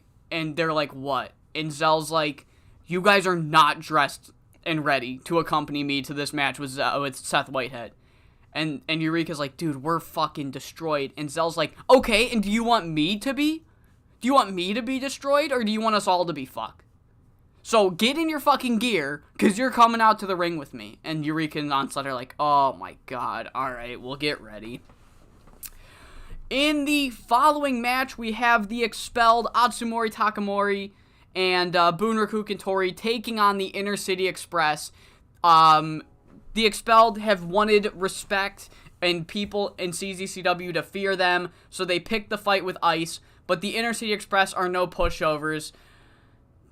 But neither are the expelled, as this match goes 12 minutes and 24 seconds, and the expelled Bunraku Kentori and Atsumori Takamura defeat the Inner City Express in 12 minutes and 24 seconds. Bunraku Kentori hits Malik Cash with the Exodus 2020, gets the victory, and a 65 rated match for the expelled. What a fucking surprise here. The new guys, the expelled, I mean, if you're in Japan, if you're a fan of the Puro scene, you know who these guys are. But Coastal Zone is not familiar with these guys, and they have been finally put on the map now in a huge upset against the Inner City Express. 65 rated match. We cut to Fox Mask and Mask Cougar just saying like, man, Fox Mask says, Cougar, I really thought our backs were against the wall last show in that three-way, but man, we're really fucking pinned this time, aren't we? But everybody at home, do you see me shaking? Do you see me scared? Because I'm not. Because Mask Cougar, with or without any of the Coastal Kings' help, is one of the greatest wrestlers in this company's history, is one of the greatest wrestlers in American wrestling history. All he's got to do is win. I think everybody just needs to trust my process. Because Mask Cougar, mark my words, Mask Cougar is not leaving tonight without the Coastal Zone Championship. 56 rated segment. It is time for the Reach for the Sky match. 6 competitors, 1 briefcase, a title match of their choosing on the next Coast to Coast. We have El Jaguar, Hugh Dayask, Kira Lee, Johnny Perez, Luis Montero Jr., and Simon Waves. Only one can win, and after 14 minutes and 50 seconds, it is Johnny Perez who climbs the ladder and gets the victory, defeating everybody else in his way. Johnny Perez pulls down the briefcase and wins the first ever Reach for the Sky ladder match, and he will get a championship match of his choosing on Coast to Coast on Monday. So 67, Johnny Perez, is it finally time for him to break out of his brother's shadow, or will he be doomed for mid-card life forever? He still has to win the title, but man, title match next show, so who knows what he's gonna do. 67 for this match. We get straight into, I want to make sure I have the angles right. Yes, we get straight into Tony DeWonderful versus Frankie Perez. And guys, Tony DeWonderful is finally a recognizable. He has graduated from unimportant, so he can wrestle in 20-minute long matches now. And his debut in a 20-minute long match is really fucking good. He goes toe-to-toe with Frankie, truly giving Frankie everything he's got. He was a man of his word. He did anything but back down. He brought the energy that he said he was going to bring. He backed up everything he said, but he still is no Frankie Perez, as Frankie Perez is able to get the victory, beating him in 19 minutes and 54 seconds, locking in the P-clutch, and getting the victory. And Frankie Perez, he stands up, his arm is raised, and he looks right down at Tony DeWonderful and spits right on him. He's fucking no respect for this man. And he goes to leave, and he starts walking up the ramp, and then he stops. And he starts shaking, his head starts shaking, and he He goes under the ring and he grabs a chair and he puts it right around Tony DeWonderful's neck. And he gets on the second rope and he's gonna fucking stomp on this chair. He's gonna Pillmanize his neck. And Johnny Perez, he just won the Reigns from the Sky match. And he runs out and he stops his brother. He stops him. He says, Frankie, if you fucking do this, I'm gonna be in your way. I'm gonna be the one to take it. I'm stopping you. I've had enough. I just wanted to disassociate from you and call it even. But if this is the man that you're becoming, I'm not gonna let you do this. And Frankie, he looks right at Johnny and he steps down and he shoulder bumps his brother on the way out and he flips him off and he leaves. The relationship between these two brothers may be severed forever. Up next is Seth Whitehead versus Zell Quinn. Zell Quinn is entering with the bruised and battered Q crew. They did what they said to do. They got dressed. They're in their gear. Extra bandages. And Seth Whitehead comes with a chair and just fucking lays them out before the match. So Zell Quinn demanded his henchmen get ready and accompany him to the ring. And then before his entrance can even finish, his henchmen are taken out. And Zell Quinn has to wrestle this match alone. But just like Tony DeWonderful, Zell Quinn is able to put up one hell of a fight as he goes 19 minutes and 31 seconds with Seth Whitehead. But once again, just like the Frankie Perez match, he is no Seth Whitehead. And after the 19 minutes are up, Seth Whitehead hits the butterfly powerbomb and has officially run the gauntlet of the Q crew. He has beaten all three of them in the span of 4 weeks. And, yeah, a 70 rated match between Zell Quinn and Seth Whitehead. A very fun match between these two. I really love Zell. I wish he could give me better promos, but we're at the stage where it's just like, keep putting him in angles, and eventually his skills will develop, crossing my fingers. So, a 70 for Seth and Zell Quinn, kind of a Seth Whitehead carry job. Up next is the Extreme Championship match. Tigre Salvaje Jr., Heartbroken, and Sky Hermosa in a triple threat. I had the match go 20 minutes, so Heartbroken is just fucking Sky Hermosa and Tigre just kind of fuck with him for a good bit of this match. So Heartbroken is really, like, battered going into this finish. And it's down to Tigre and Sky. They continue to go back and forth. And Tigre Salvaje, he goes for a springboard and he misses. And Sky Hermosa, she climbs to the top rope. She hits her twisting press right on Tigre. She goes for the cover, but Heartbreaker pulls her out of the ring. DDT on the floor. Heartbreaker, he runs into the ring. He pins Tigre. 1, 2, kick out. Kick out. Heartbroken can't do it. He almost stole the Extreme Championship. Tigre Salvaje Jr. kicked out. Sky Hermosa was DDT'd on the apron, taken out of this match. Tigre Salvaje eventually gets his bearings, is able to hit the Salvaje suplex on Heartbroken to make defense number 5 of his Coastal Zone Extreme Championship. Tigre Salvaje Jr. retains the title. I hope I made some of you bite. I hope I made some of you bite on that. But yes, Tigre is too good right now to take this belt off of him. And yeah, 75 overall match, 75 performance for Tigre Salvaje Jr. The match is over. Sky Hermosa gets to her feet. She shakes hands with Tigre Salvaje Jr. and Heartbreaker. He gets to his feet and he looks like he's about to ambush both Sky and Tigre, but then Air Raid Siren comes running down. She comes running down, she gets right in Heartbroken's face. The history between these two competitors, the history is insurmountable. And it looks like Air Raid Siren's about to, I don't know, like uppercut him or something. And then out of nowhere, Air Raid Siren, she turns around and she kicks Tigre Salvaje Jr. right in the dick. And Sky Hermosa is stunned. She doesn't know what she's witnessing. Air Raid Siren has just kicked Tigre right in the fucking nuts. And then Heartbroken, clothesline right to Sky Hermosa. And Air Raid Siren and Heartbroken, they look right at each other and they shake hands. What the fuck is going on? Air Raid Siren, what are you doing? What are you doing? What have you become? What have you become, Air Raid Siren? What the fuck? Air Raid Siren is what? I don't know. I don't know. She's acting on her own. She's become sentient, and she's booking TEW herself. I don't know what's going on. But after that incredibly shocking revelation of Arid Siren, joining the dark side, it is time for the semi-main.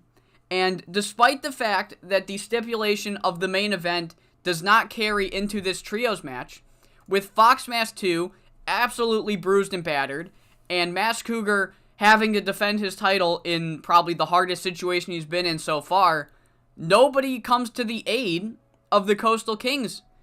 And the babyfaces get the victory. The Coastal Kings have nobody to fall back on.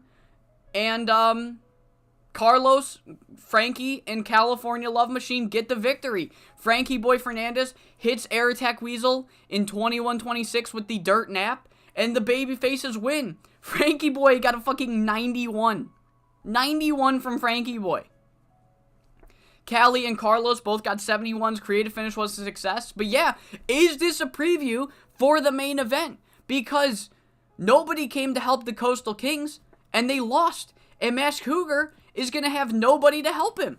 So after the match, Frankie, Carlos, and Callie, they go to the entrance, and they meet with American Flash right at the top of the ramp, and they look at him, and they all nod, and Flash says, "You guys got it?" And they're like, just in case, they make sure that the Coastal Kings stay far, far away. So nobody's going to be coming out for this main event. And in the main event, Mask Cougar, American Flash, Coastal Zone Championship. This match I have going 26 minutes. And it is, I think this is the third time that these two are going off. This is one of the best matchups that we have in this company. Two men with similar movesets, a high flyer of the past, a high flyer of the present. They both pull out all the stops. They go suicide dive, answered with their own suicide dive. American Flash goes for his finisher. Mask Cougar goes for his finisher. Both of them are countered. Eventually, Mask Cougar goes for the Cougar Pounce. But American Flash ducks it, catches him with a German suplex. He climbs to the top rope. Nobody from the Coastal Kings is able to come out. American Flash, he seizes the moment. He starts signaling, getting the fans start rising up. He's going for the high velocity senton. And then out of nowhere, Frankie Perez, he's not a member of the Coastal Kings. He isn't a part of these baby faces. Frankie Perez comes out. He trips American Flash with Mask Cougar, distracting the referee. Mask Cougar, he hits him with the I Am Cougar. Hear me roar. No, Mask Cougar steals it again. He steals it. Frankie Perez has just cost American Flash the match. Oh my God, Frankie Perez said that under no circumstance would he allow somebody like American Flash to be the world champion, and he has just interfered with the Coastal Kings all banned from ringside, and the baby faces all banned from ringside. Nobody was able to stop Frankie Perez. Nobody was able to help Mask Cougar until Frankie Perez, and Mask Cougar once again has escaped with the Coastal Zone Championship. And then we get a sight to see. Fox Mask comes out with the biggest smile. You can see the stupid fucking grin right below his face, and he just looks at the crowd, and he says, "Do you all trust my process yet?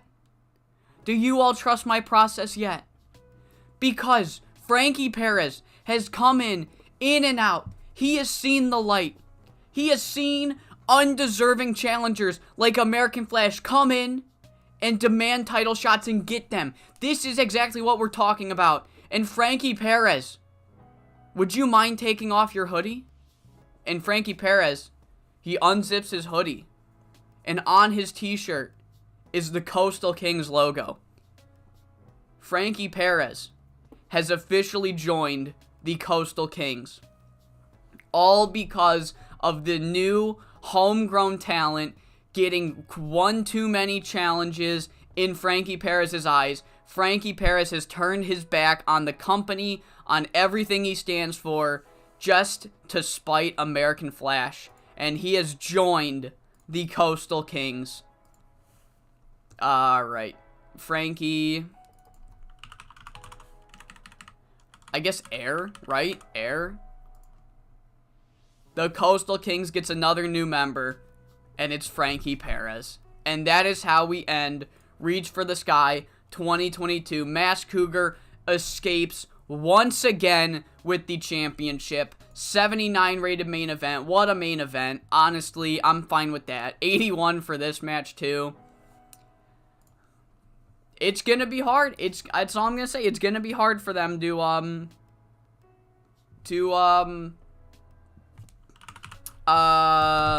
get that belt off of him. They've just got too many people at their exposure. Once you think you've got somebody, then you don't. Frankie Boy's awesome. Who else is awesome? California's great performance, and who else did good? Honestly, let's give Seth some. Let's give Seth a hug. He carried Zelquin there. $136,000 made on that pay-per-view. Another popularity point in the Southwest. Good to see. I got really into that pay-per-view. I'm very happy. A lot of fucking shocks. A lot of shocks. Air Raid Sirens joined the dark side. Frankie Perez has joined the dark side. Mass Cougar escapes again. The Expelled defeated the Inner City Express. I mean, Johnny Perez now? Now what's he gonna do? Who's he gonna challenge? Is he gonna go the easy route and challenge for the Extreme Championship? Or is he going to challenge for the world title now that his brother is a member of the Coastal Kings? 77,000 viewers. Look at that. Me and Frankie are besties.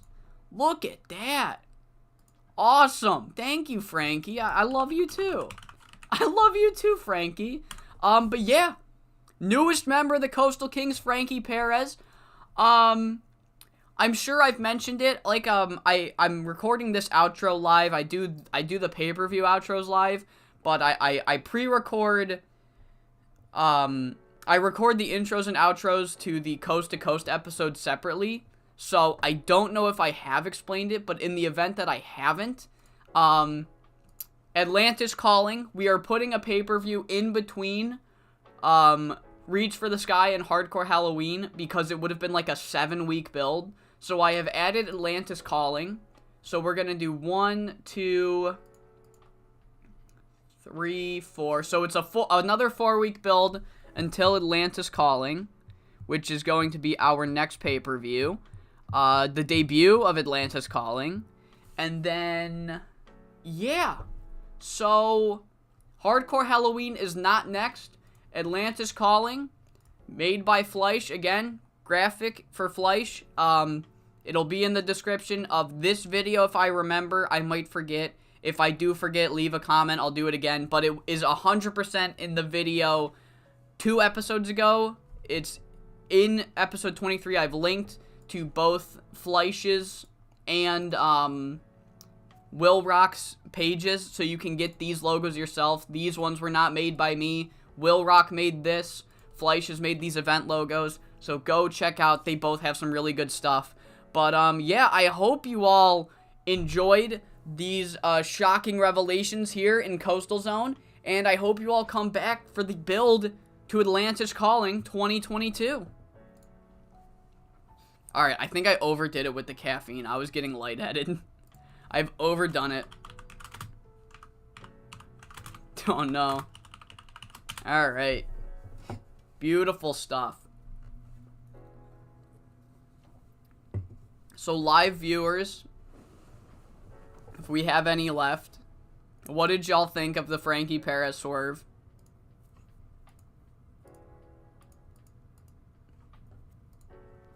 Tony DeWonderful has minor morale issues. Seth Whitehead's finally no longer mad. That's good to see.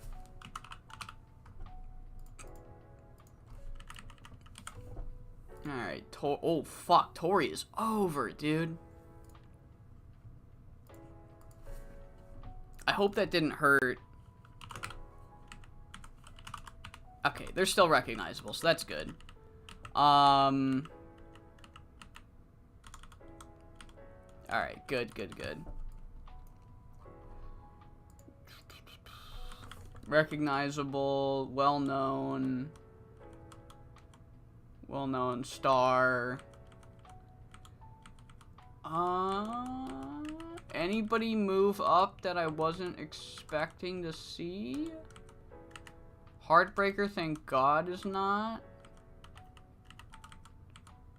Foxmas, no, no, no, no. Carlos, yeah, he's a star.